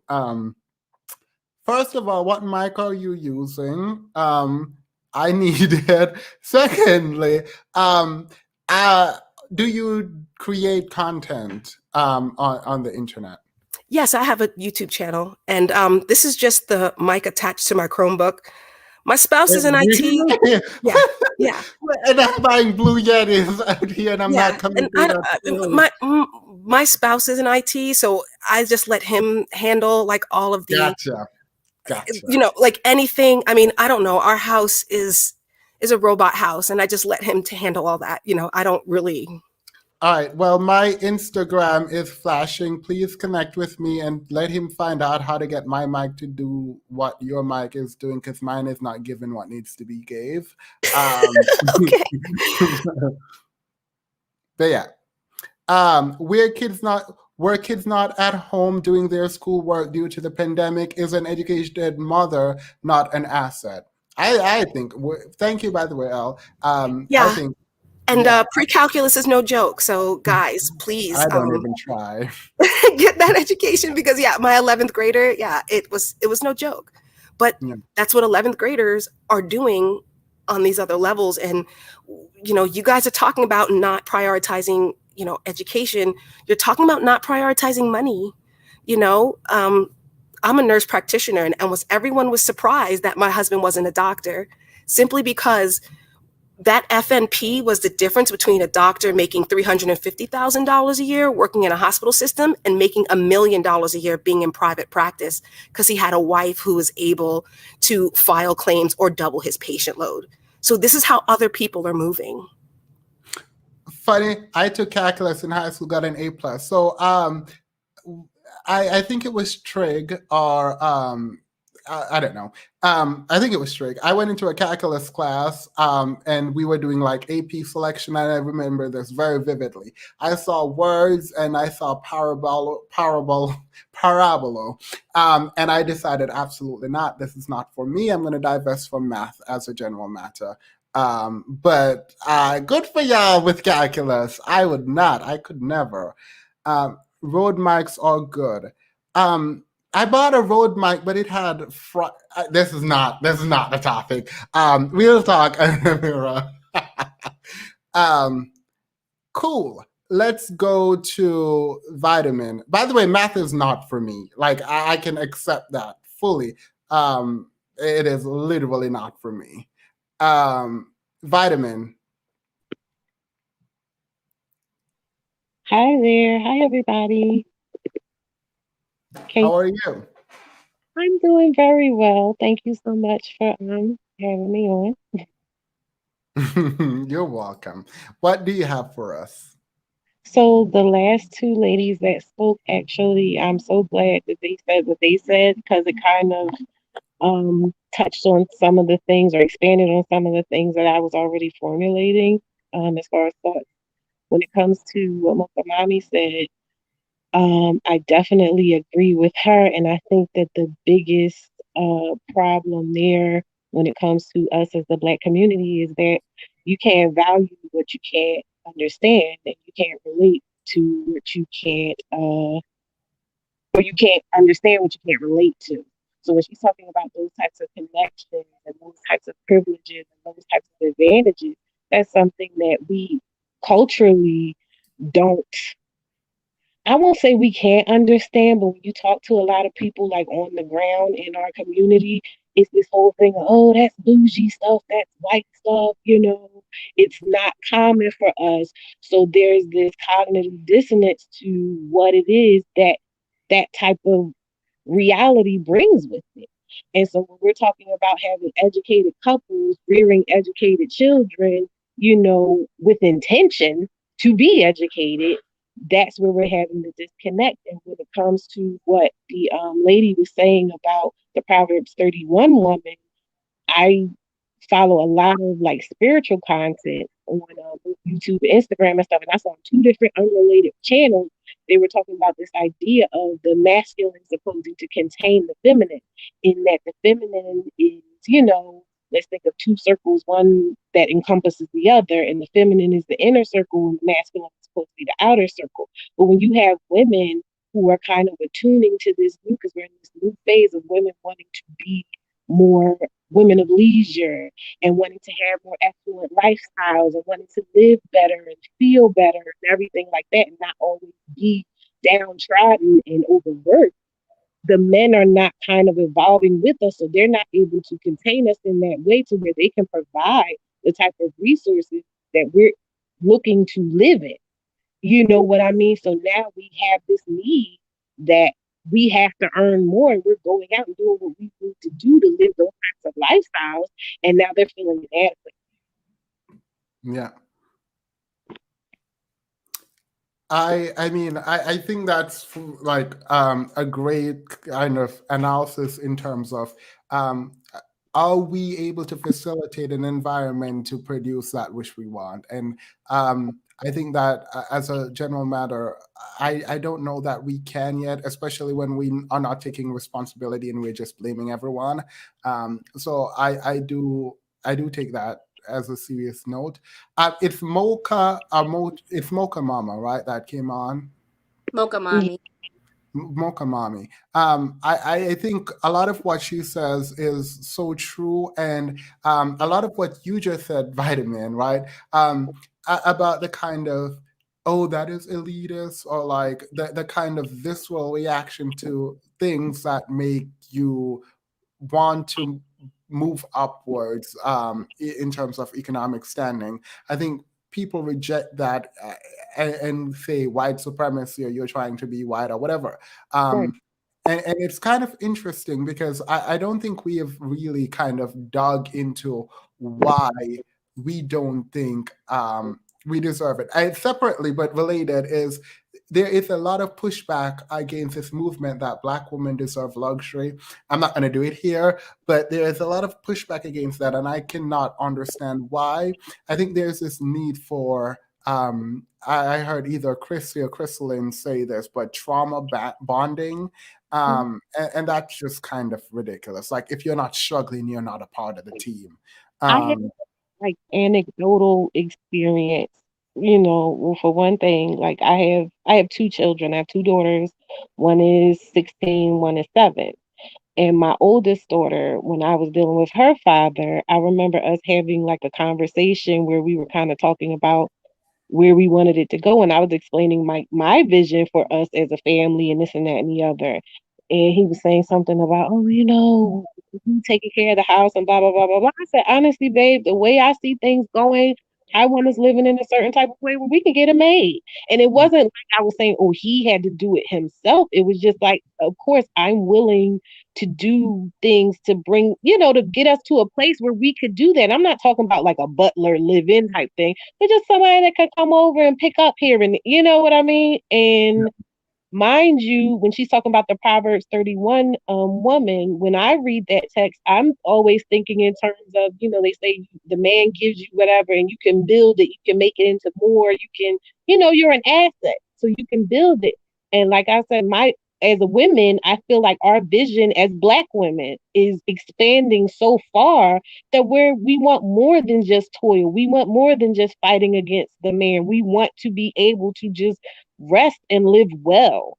And we get so much pushback from the men because they want to feel like, oh, well, I get to say what I can do. And I honestly don't feel like they can provide on that level. Yeah. I mean, I think, I mean, and to be fair, that is scary, right? To think that, oh, these women want these things, but I can't do it. The only way I can think about to get them or to make sure they, quote, stay in their place is to disabuse them of these notions and shame them, as opposed to, I don't know, doing the work and meeting the standard. But yeah, all right. So what we're going to do is we're going to go through, because I want to get to Erica's thing, but it's not even tangentially related here. So we're going to do it in the after show, which is about to happen now. So everyone on stage now gets 30 seconds, not really. Let's go LB, and then we'll keep going down until everyone gets their say, and then we move on. So LB, it's your turn. Everyone keep it under like 15 seconds if you can. Can I not be first? All right, you can not be I first. can go. Go ahead. I just wanted to say that a lot of times that relationships are an issue of proximity. Wait, sorry. I don't know who is speaking. Katrina. All right, Katrina, go ahead. Sorry. Yeah, a lot of times relationships are an issue of proximity. We were talking about the white women marrying educated white men. My college, there was just a handful of us Black folks. You know what I'm saying? So it was slim pickings. So I'm pretty sure most people who on this panel who went to college probably don't go to an HBCU, probably can count and know most of the Black people on campus. So, you know, that's another aspect. So sometimes when you read those statistics, you have to dig deeper and see the why. Because a lot of the times, you know, once you're graduated, it's harder to meet somebody. And a lot of those people I know, a lot of my white friends got married to their college sweethearts. Yeah. Yeah. According to these guys, it doesn't matter if you have a deadbeat baby daddy. I'm assuming that means, or a degree. That's BD. I don't know. You still aren't good enough. Who was next? Let's see. Katrina just went. Thank you, Katrina. Yogo. Oh, I apologize. I don't really have anything else to add. I just think this was a really great conversation. And I think these combos only help to kind of start with just even a little bit of healing, or at least understanding. Oh, and just really quickly, I just want to say, like, when it comes to the topic of divestment, I'm definitely not, like, I'm not trying to be the spokesperson or anything like that. So I just kind of wanted to clear that up, that I just kind of spoke on an opinion with a quick question, and that I understand that there are nuances to that topic. Yes. Thank you. I appreciate that. Also, by the way, on Sunday, we are meeting again. We're going to do the book, but we're also going to discuss the channel. Just FYI for the moderators who come. Thank you so much for your time. I think we're going to go to Z. Yeah, we're going to go to Z now. Hello. Hey again. Hi.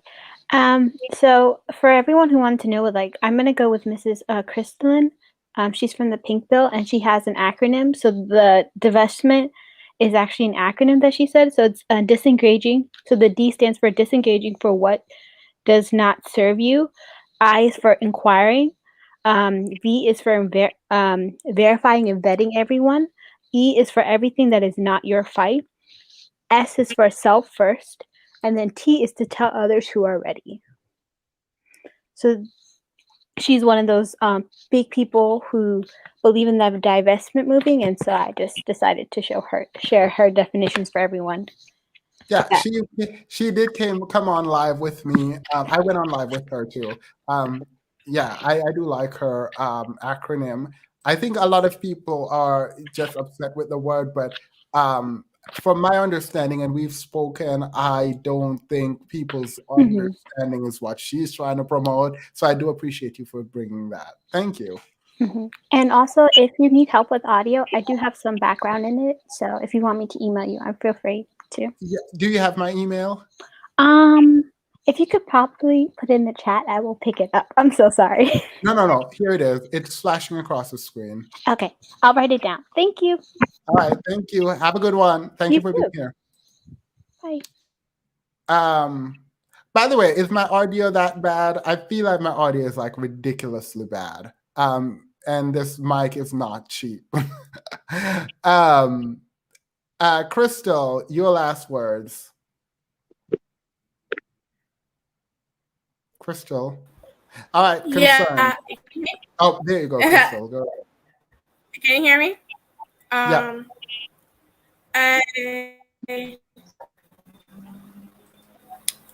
Never mind. Okay, I'll go to somebody and then come back. My first escaping me, so. All right, we come back. That's my plan. So come back to. Night. All right, we don't do that. Your audio is not bad at all.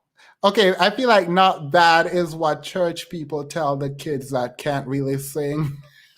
Hey, you didn't do. How did I do? You didn't do bad.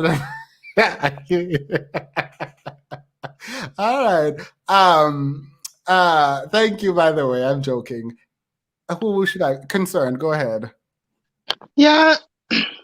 And just my final thoughts, and I think I'll participate in the after show if you still are doing a panel. But I think that one of the things that's really discouraging about what female empowerment it looks like and what male empowerment looks like, you'll see that even in the divestment or in the female, the femininity community, there's actual frameworks for improving your femininity, but in the male, in the manosphere, if you will, there aren't frameworks for improving their masculinity. It's just about their identity as men in proximity to women, which is actually, to me, proving the point that that it's more about how they see themselves in comparison to us, rather than the idea that they're projecting, which is that femininity is about how masculinity sees women.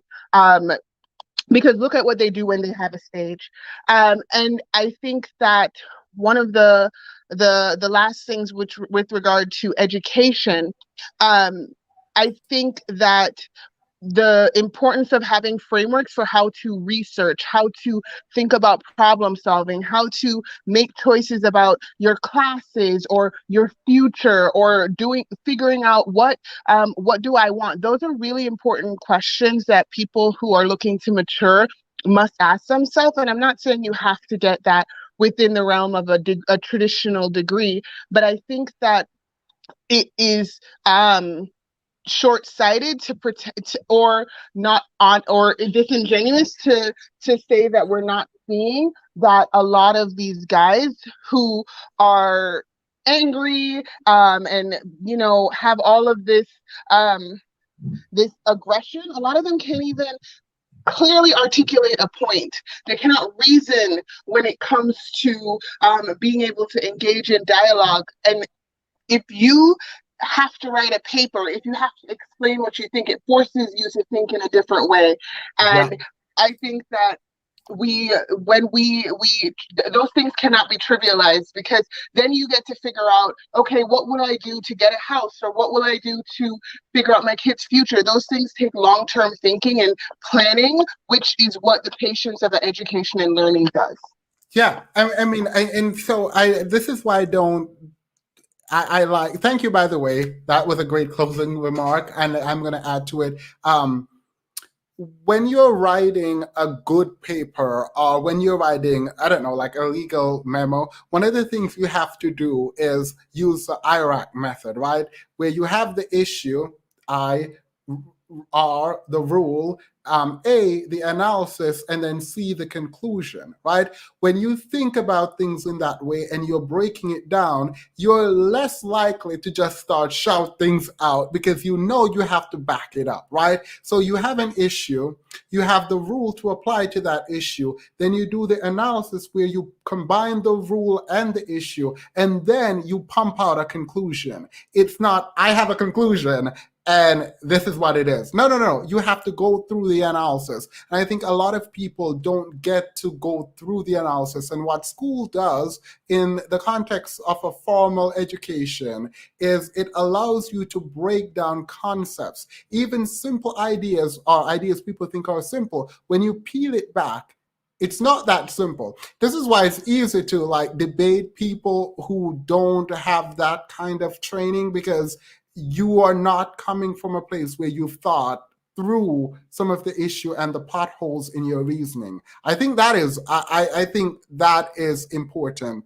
Someone said law grads unite. I said Iraq, and I think that's why people are Can I add one more note? Just one more. I'll try to be brief. Yeah. Yeah, as well as being the steps in between. Just knowing how to plan anything is so important, just in life. And, people talk about hustle culture and, getting rich and all the above. Well, if you don't know how to think about cause and effect and the impact of your actions and steps and stuff like that, then often you go to things that are quick money, easy money, whatever, but it's so easy to take your money away from you, because you don't even know you're so easy to con because you don't know where your money comes from. You don't know how to get it back. You don't know how to process things. And so you're just an easy target in a lot of ways that are outside even of an argument, because you don't even know the questions to ask. You wouldn't know what to Google. Yeah, and I realize in doing this that a lot of people don't know how to set up for a sort of conclusion at the end. Like everyone is just like, oh, here it is.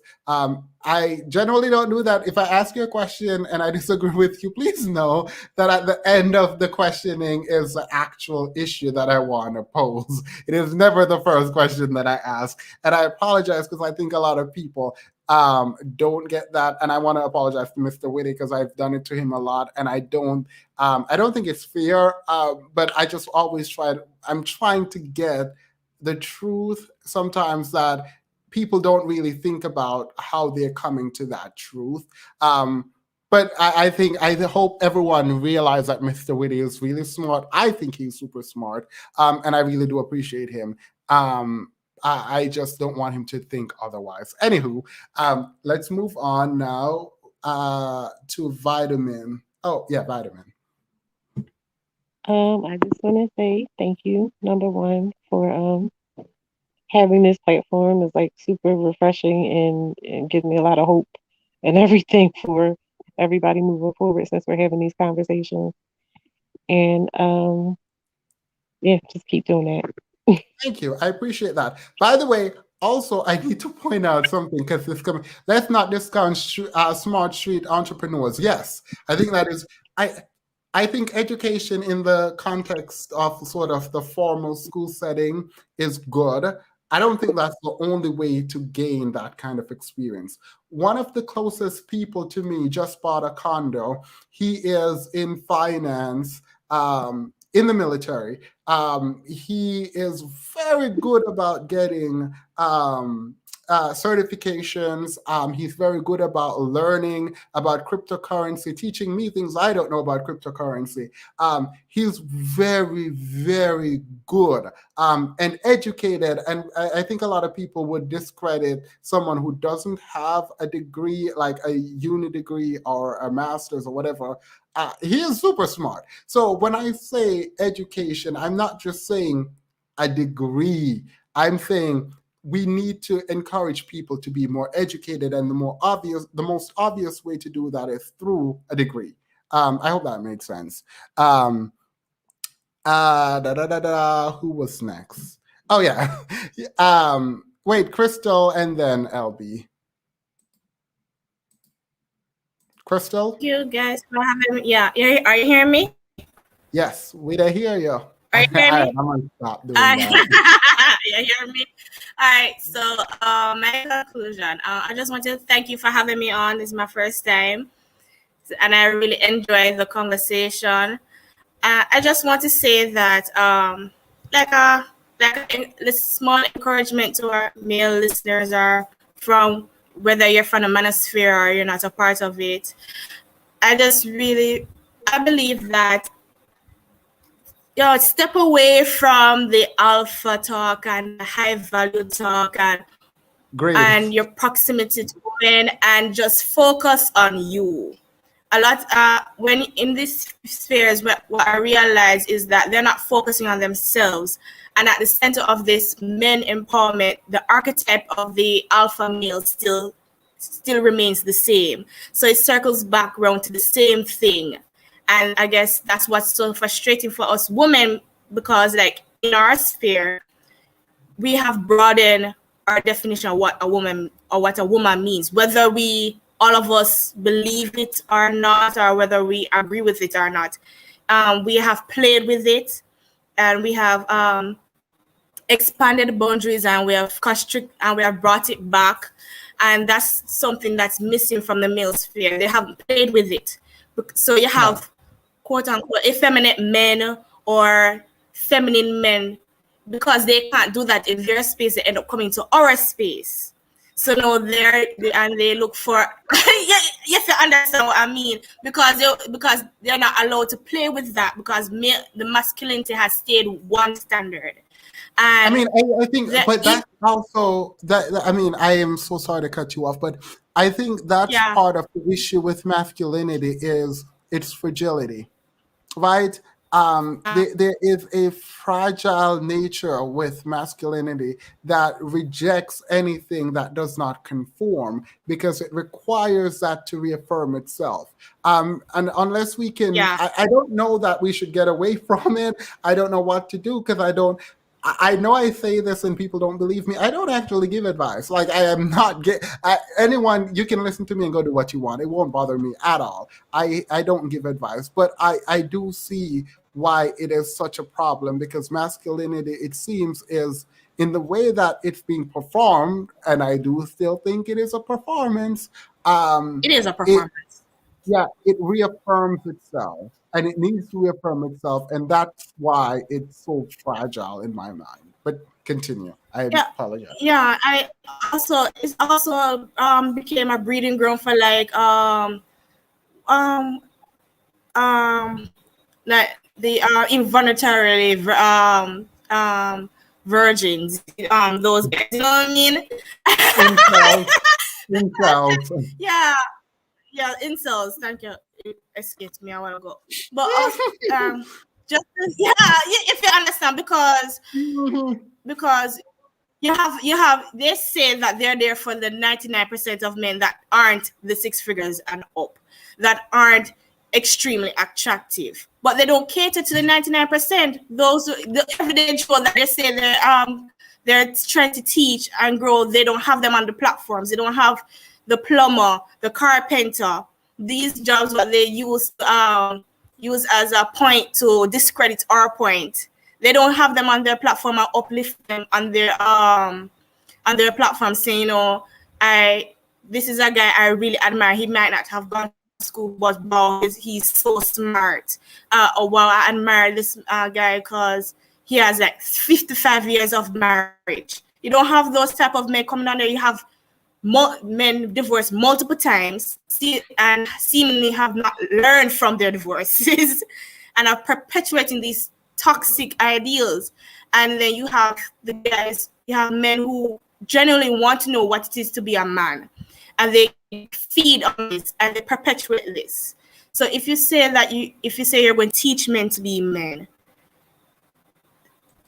let there be a scope of men, not just the men that you aspire to be, or not just to be a part of the big boys club, but the everyday man that you say you aspire, that you're trying to inspire. Yeah, that's my I agree point. with you. Thank you so much for being here. I appreciate that. That was a great close. Thank you. B, have a good one. B, go ahead. I really like what she just said about how a lot of people who are on these platforms are just spreading out this toxic information. And I don't think there's anything wrong with the guy saying, hey, I don't care if you have an education, a higher education, but when you get into the realm of saying, like discouraging women from getting an education who may want to get married, that's where it gets problematic for me. And I feel like some men, like, instead of trying to rise up and do better, and maybe they feel like they're surrounded by black women who are on a higher level than them financially or when it comes to education, instead of just rising up to that level, they're trying to tell women, like, come down to this level. And I really don't like that. One thing that I feel like these men should focus on more is, instead of breaking down black women and just trying to break down who they are and what they're doing and telling them what they need to do. They need to do more. Just have more examples of black men who are doing well, and have people who could be mentors to teach black men how to run businesses, how to invest their money and how to invest their time properly, so that they can provide for women and children better, and feel like they don't need to say, I don't want to date a woman who has an education or something crazy like that. Yeah. No, I agree. I mean, I think you are echoing some of what I say. So we agree with each other. Thank you so much for that. I do appreciate. I think this is your first time coming on, right? No. Well, today, yeah, but I have spoke on your channel before. Thank you for coming on. I apologize. I was saying generally, so I missed it. I couldn't recognize the voice, but I do appreciate you so much for being here. Thank you. Thank you. Thank you. Ngozi donated $100. Thank you. I have a technical degree in micro aircraft mechs. No, I don't. I did not pursue my license, but I got so much educational and mechanical experience while I was there. I'm very mechanically inclined, and instead of working on planes, I'm comfortably working from home, making good pay. Thank you so much. I appreciate that. I think at this point, Ngozi, you've been here a lot. I will send you, email me, and I will email you. I appreciate that. Thank you. That is $100 donation in a pandemic, so I truly appreciate that. I will use that towards getting a new mic. All right. Take us away, LB, and then we can get to the after show.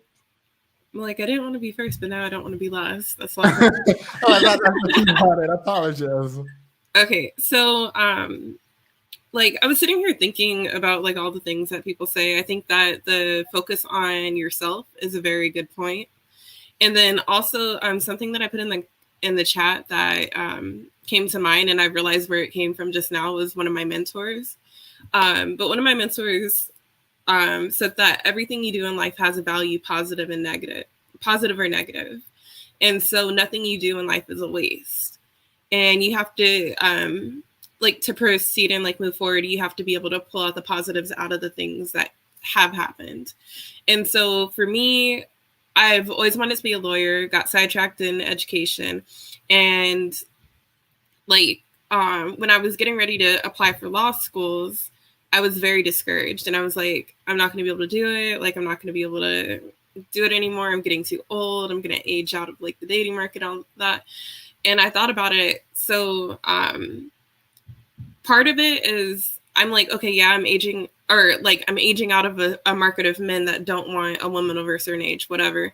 Or like I'm out, like I'm valuing myself out by getting too high of a degree for this market or whatever, but I'm also like opening up my options in a different market and different spheres. There's always something out there for you, and you bring the positive aspects from everything you did. I don't know if I'm being clear. You are. Well, I'm understanding.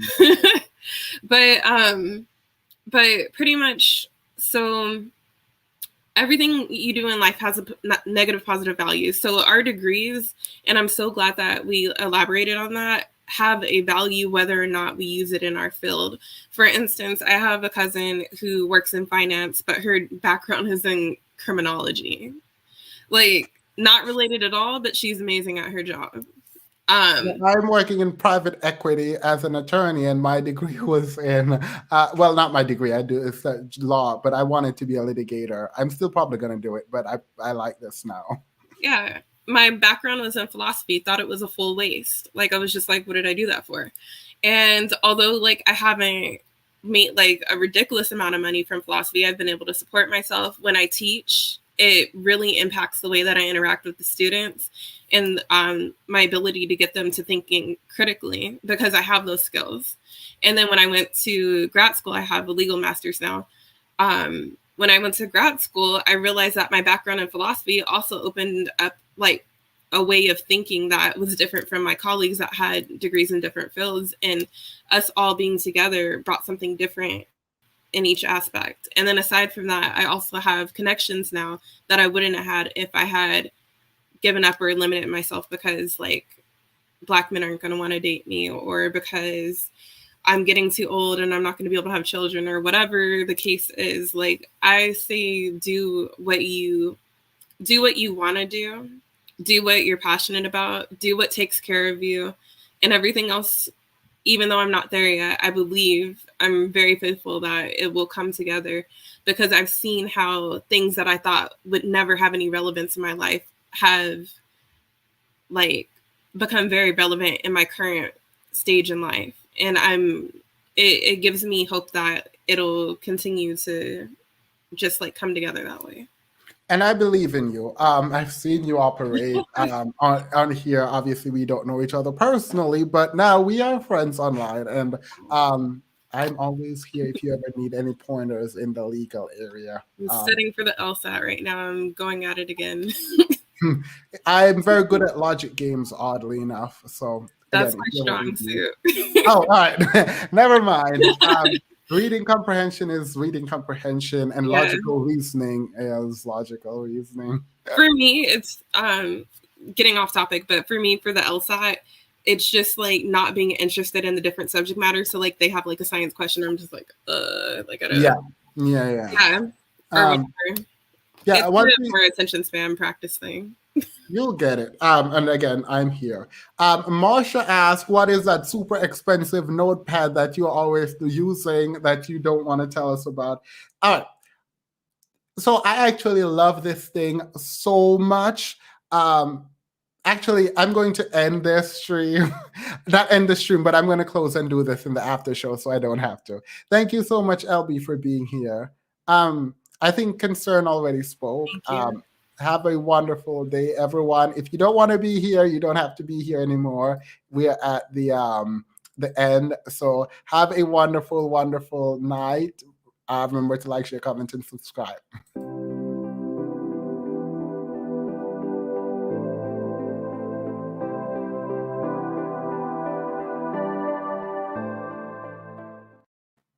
Okay, so I have a remarkable, I took the pad off because I wanted to show it. And so this is my notes for the live today. And that's literally it. That's one page. I just jot things down on it. Wait, let's see. I don't want, oh. So these are notepads, and you can like literally add folders, you can add notebook and quick notes. So quick notes allow you to write at any point. I use this a ton, like a ton. It's pretty amazing. I absolutely love it. It is the best purchase I've ever made. I am going paperless. I absolutely adore it. I draw on it. I scribble. I do absolutely everything on it. And I think they should pay me to promote them because why not? Because I do like it. Anyway, if you want it, it is not cheap. I think I paid almost $400 for it, and it does nothing but take notes. It is an e-reader, but I don't read on it. But I also write novels, so like I write on it. So like for me, it's worth it. I wouldn't tell you to buy it. I really wouldn't tell you guys to buy it, but I really do like it. Why is she making everything about Black man? Thank you for that donation, Godson. I'm not sure who you're talking about. I apologize. I wasn't going through while people were talking. But I appreciate it. All right. So here we go. By the way, Ngozi is going to stay up because she donated $100. I appreciate that. It is not on Amazon. I wouldn't buy it from Amazon. I would buy it from the sellers themselves because, yeah. Oh, it's called a Remarkable. It's just Remarkable. Remarkable 2. Remarkable 1, I did not buy. I did not like the look. But this is so sleek. Actually, let me stop promoting these people. Absolutely not. That's what we're not going to do. All right. So I have 2 things in the after show that I wanted to talk about. One of them, I was watching For Harriet live on Instagram, and she was talking about Black content creators and their burnout. And I think that is very important, and I want to talk about that because of emails that I've received concerning, oh, how do you do this and how do you do that? from people who have 200 or 300 subscribers. The thing is, I think I'm at 3,000 something now. I am the same size as you guys. But like, I don't. We're the same. We're a small YouTuber. I don't know why you're asking me. But I want to talk about YouTuber burnout. So that's separately. Erica, right? This is your lane. So I don't know why, but I went on. I think Up and Adam has a podcast or a YouTube channel. I don't know him. Didn't know about it until he was interviewing Fallon, who, if you don't know who Fallon is, by the way, I knew none of this until I was watching Erica's channel, who covers all of this in her car usually, and it feels like you're riding with her. So apparently Portia, who I only know about Portia because of the Underground Railroad comment, she thought it was real, apparently. Like it was a real railroad for trains or whatever. So she's dating her friend's husband. They're not divorced yet, but they weren't technically really friends because of something. I don't care. I don't care. I don't care about that. What I do care about is when I was watching it, I was watching Fallon, who is the wife, and I was so bored. I feel like not that anyone want mess or drama. She's really classy, whatever, but it was just so boring. So I'm bringing that up for no other reason than to say I want to see Erica. And if you made a video on this, I haven't seen it. I want to see you cover it because I've just been binge watching a lot of people's content, and I'm trying to figure out what I like and what I don't like, and I really like her content. I don't know why. Half the people that Erica is talking about, I don't know them, don't know anything about love and hip hop at all, but I'm watching. I don't know. I feel like I'm talking to a friend about something they care about when she's talking. So I appreciate you. Love it. I'm going to be watching you. I just wanted to tell you that I want to see your video on that boring interview because I want to watch it. So that is that on that. Always, Emery says, I've been waiting for Erica's video. The diva has the best commentary. Yeah. I'm also on Emery's channel just watching right now. All right. And this brings me to the thing that I want to talk about is Black content creator burnout. So I don't see this becoming a living for me, right? I love my lifestyle too much to depend on YouTube. I'm sorry, like I just couldn't. So that's the first thing. But I recognize that the way in which people consume Black content is very specific, right? And I think there is a devaluing of not just Black art generally, but of Black content creators. One of my biggest fear in embarking on kind of dissecting the manosphere and talking about it is I was fearful that my commentary would be reductive, that I would be lowering the level of discourse by engaging with those kinds of content. And the reason is because I think it is quite obvious the mishappenings and the lack of research that is happening on the manosphere, right? And so I was very afraid of doing that. I'm talking about that now because I recognize through my mom's eyes, right, that it's fine to do.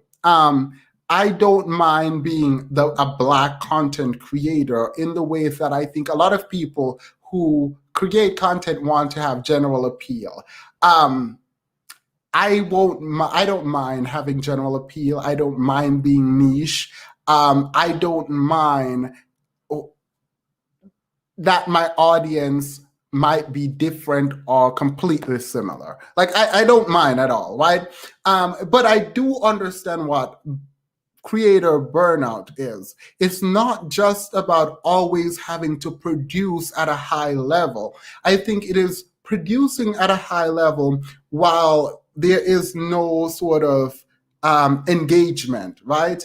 And the idea, one of the people who came to me in my email asking for advice, they're like, oh, I want to get this money, and how do I create a channel to make money? And the truth is, if you're watching, sir, if you want to make quick money, YouTube is probably not it, right? There's a lot of investment in it, and if you're there for the money, it probably won't work. Now, obviously, there are people who get lucky, but I do think that we need to talk more about sort of what kind of content we're putting out and whether the content is good, right? And I oftentimes criticize all that I do and try to figure out, oh my God, does this even have value at all? And I rewatch videos because I don't like hear my own voice, so that is a task. I rewatch videos and I'm thinking to myself, can I take this down now? Or do I keep this up? Or is this adding value? Is it disruptive in any way? And so that's the kind of thought process. For me, I am going to promote for someone else. Like, I'm not, like, I don't like the idea that you were saying, promote my channel. One, we're both the same size. I mean, I feel like unless you're over 10K, you're just the same as everyone else, right? But like, if I watch your channel and I like what I see, I'm just gonna post it. I don't care if you're smaller than me, if you're bigger than me, if you wanna come on my channel, I don't care. If you want me on your channel, I don't care. The only thing I want is that for us to be respectful and for the content and collaboration to make sense.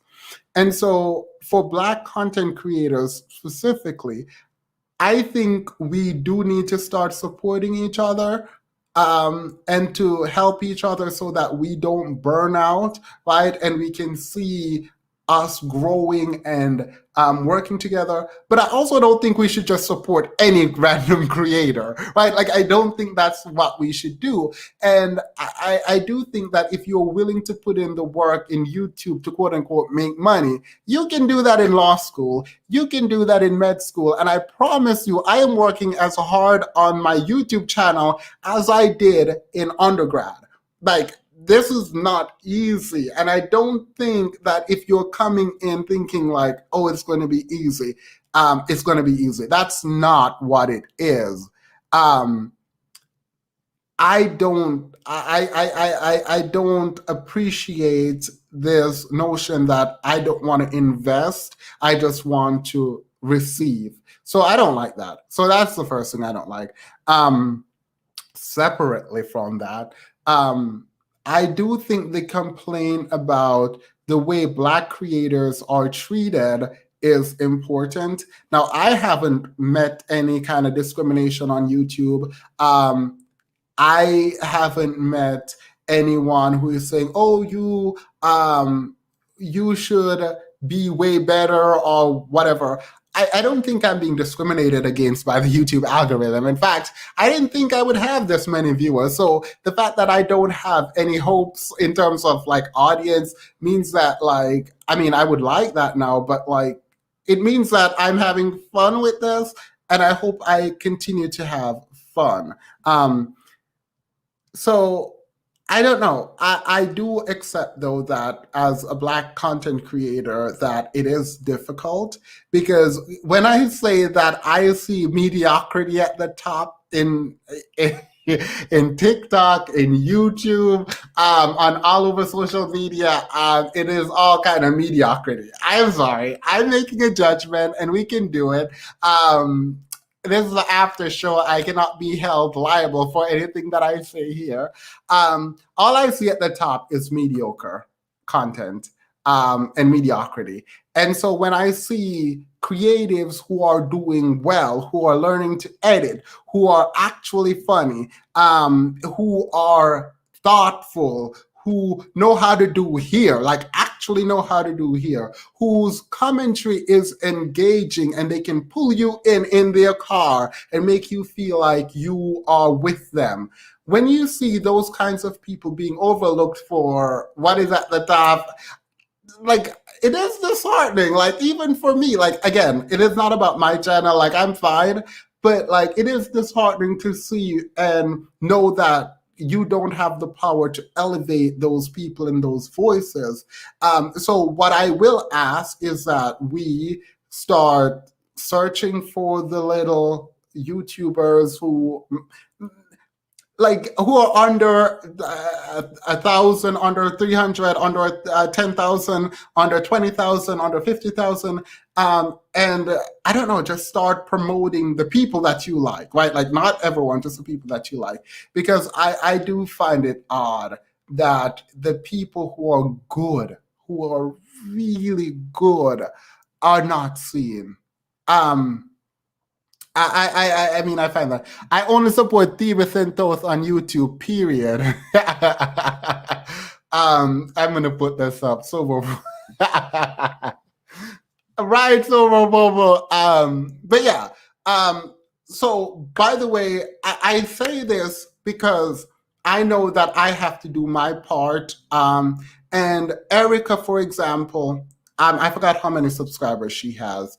But before anyone knew well, no one knows who I am. I'm no one. She was promoting me. And so many other people were promoting me. And I realized that there is power. There is power in the community coming together and supporting each other. And so what you guys did for me, I'm going to be doing that for other people, and I can only hope that you guys are doing that for other people. But let's not oversaturate the sphere with people who are not good. Just people you like. So anyway, I think that is it. Someone said Erica sent me here. Yeah, no, she posted. So I saw her. And Marina also did this too. Just posted my channel and told people to check it out. And I was like, wait, what? We're doing this?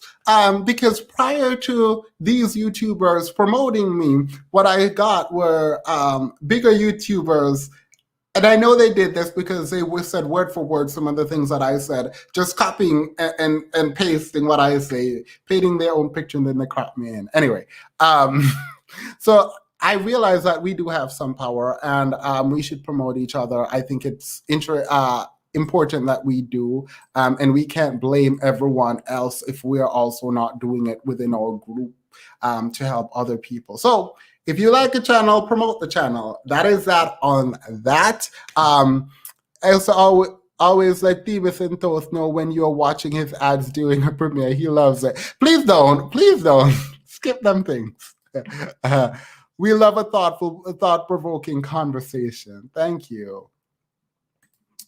And always, Maria, your skin was on. Let me just like you did that. I have been here when you had less than 100. Really?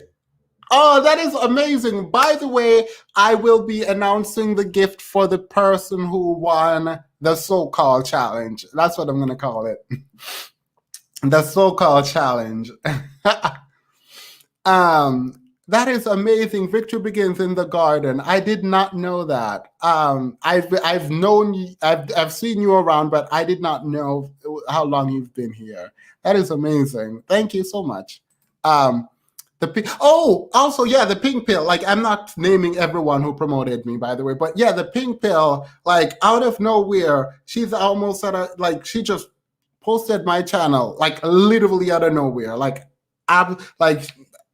I don't know. I think that it's important to do. I appreciate all of it, and I think we should do it for more people. And I will continue to do it. So the so-called challenge official. It's hard to let the Themis baby grow up. It's also hard for me to not be able to read every single chat. Is a very strange, very, very strange thing. I found you through For Harriet. You came on a live, she did, and I started to follow you. Oh, For Harriet also promoted me too. By the way, just FYI, I still support her. I donate to her channel, all of that stuff. I have a feeling she's mad at me.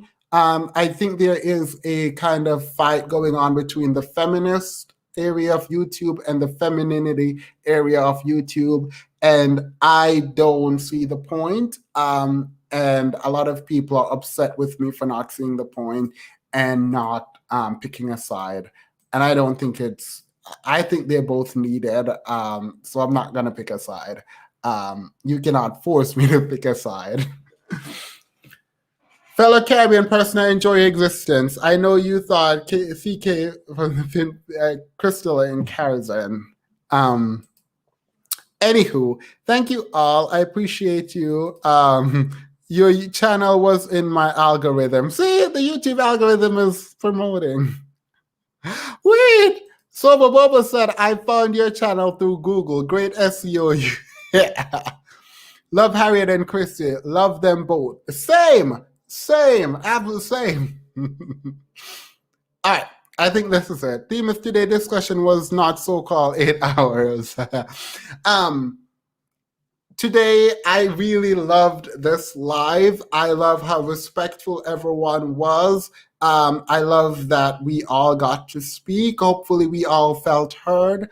And I think that we are moving in a direction, at least if we don't have a consensus, I think we are challenging each other's thought process about hopefully masculinity and femininity, but more than that, about the community and what it means to community build. And hopefully we start disabusing people of notions about race, loyalty, and all that stuff. We need to start talking more about that. I found you through Pink Pill. For Harriet gang, sorry, not sorry. Agreed, both are needed. Yeah. All right. So I have been on for 4 hours. That was 4 of the quickest hours for me. I appreciate you guys so much. And I am glad to be back. I missed you guys so much. And I know that's weird to say, but like I've been wanting to come back. I'm tired, obviously, but I do like this. Themis, thank you so much, Themis. You are a jewel for us. Thank you. I appreciate that. Again, like, share, comment, and subscribe. London Link, I wish you were on. You know I always like hearing you on here, so thank you. So-called masculinity and femininity. Thank you for making me a mod, Themis. No, you are always here, and I absolutely appreciate you. And I'm going to be looking out for wait, let me check something because I think you were being where is it?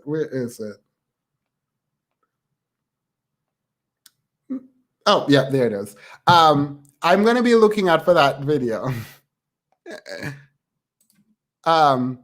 I was ready last week, fell asleep at 4:30. Oh, yes, you are a mod. I had to check to make sure because you were meant to be a mod. All right. Have a wonderful day. I cannot believe there's 113 people in the after show.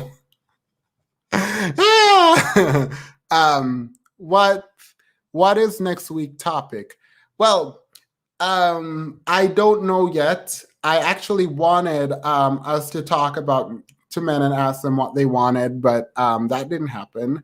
We got too sidetracked, but it's fine. We're fine. Next week will be based on some other things. Hunter Biden apparently said the N-word, and no one is covering that, so that's something. Trump using the Secret Service to clear out a church, that's another thing. A whole bunch of stuff is happening. On the political front, politics has become kind of boring now, which is sad, but like there's so many things that I want to talk about politically. Good night, Themis. cover some politics. I should. I will. I will cover some politics next weekend. Next week. All right. This is it. Bye. Have a good one. Adios. Good night. I appreciate you guys so much.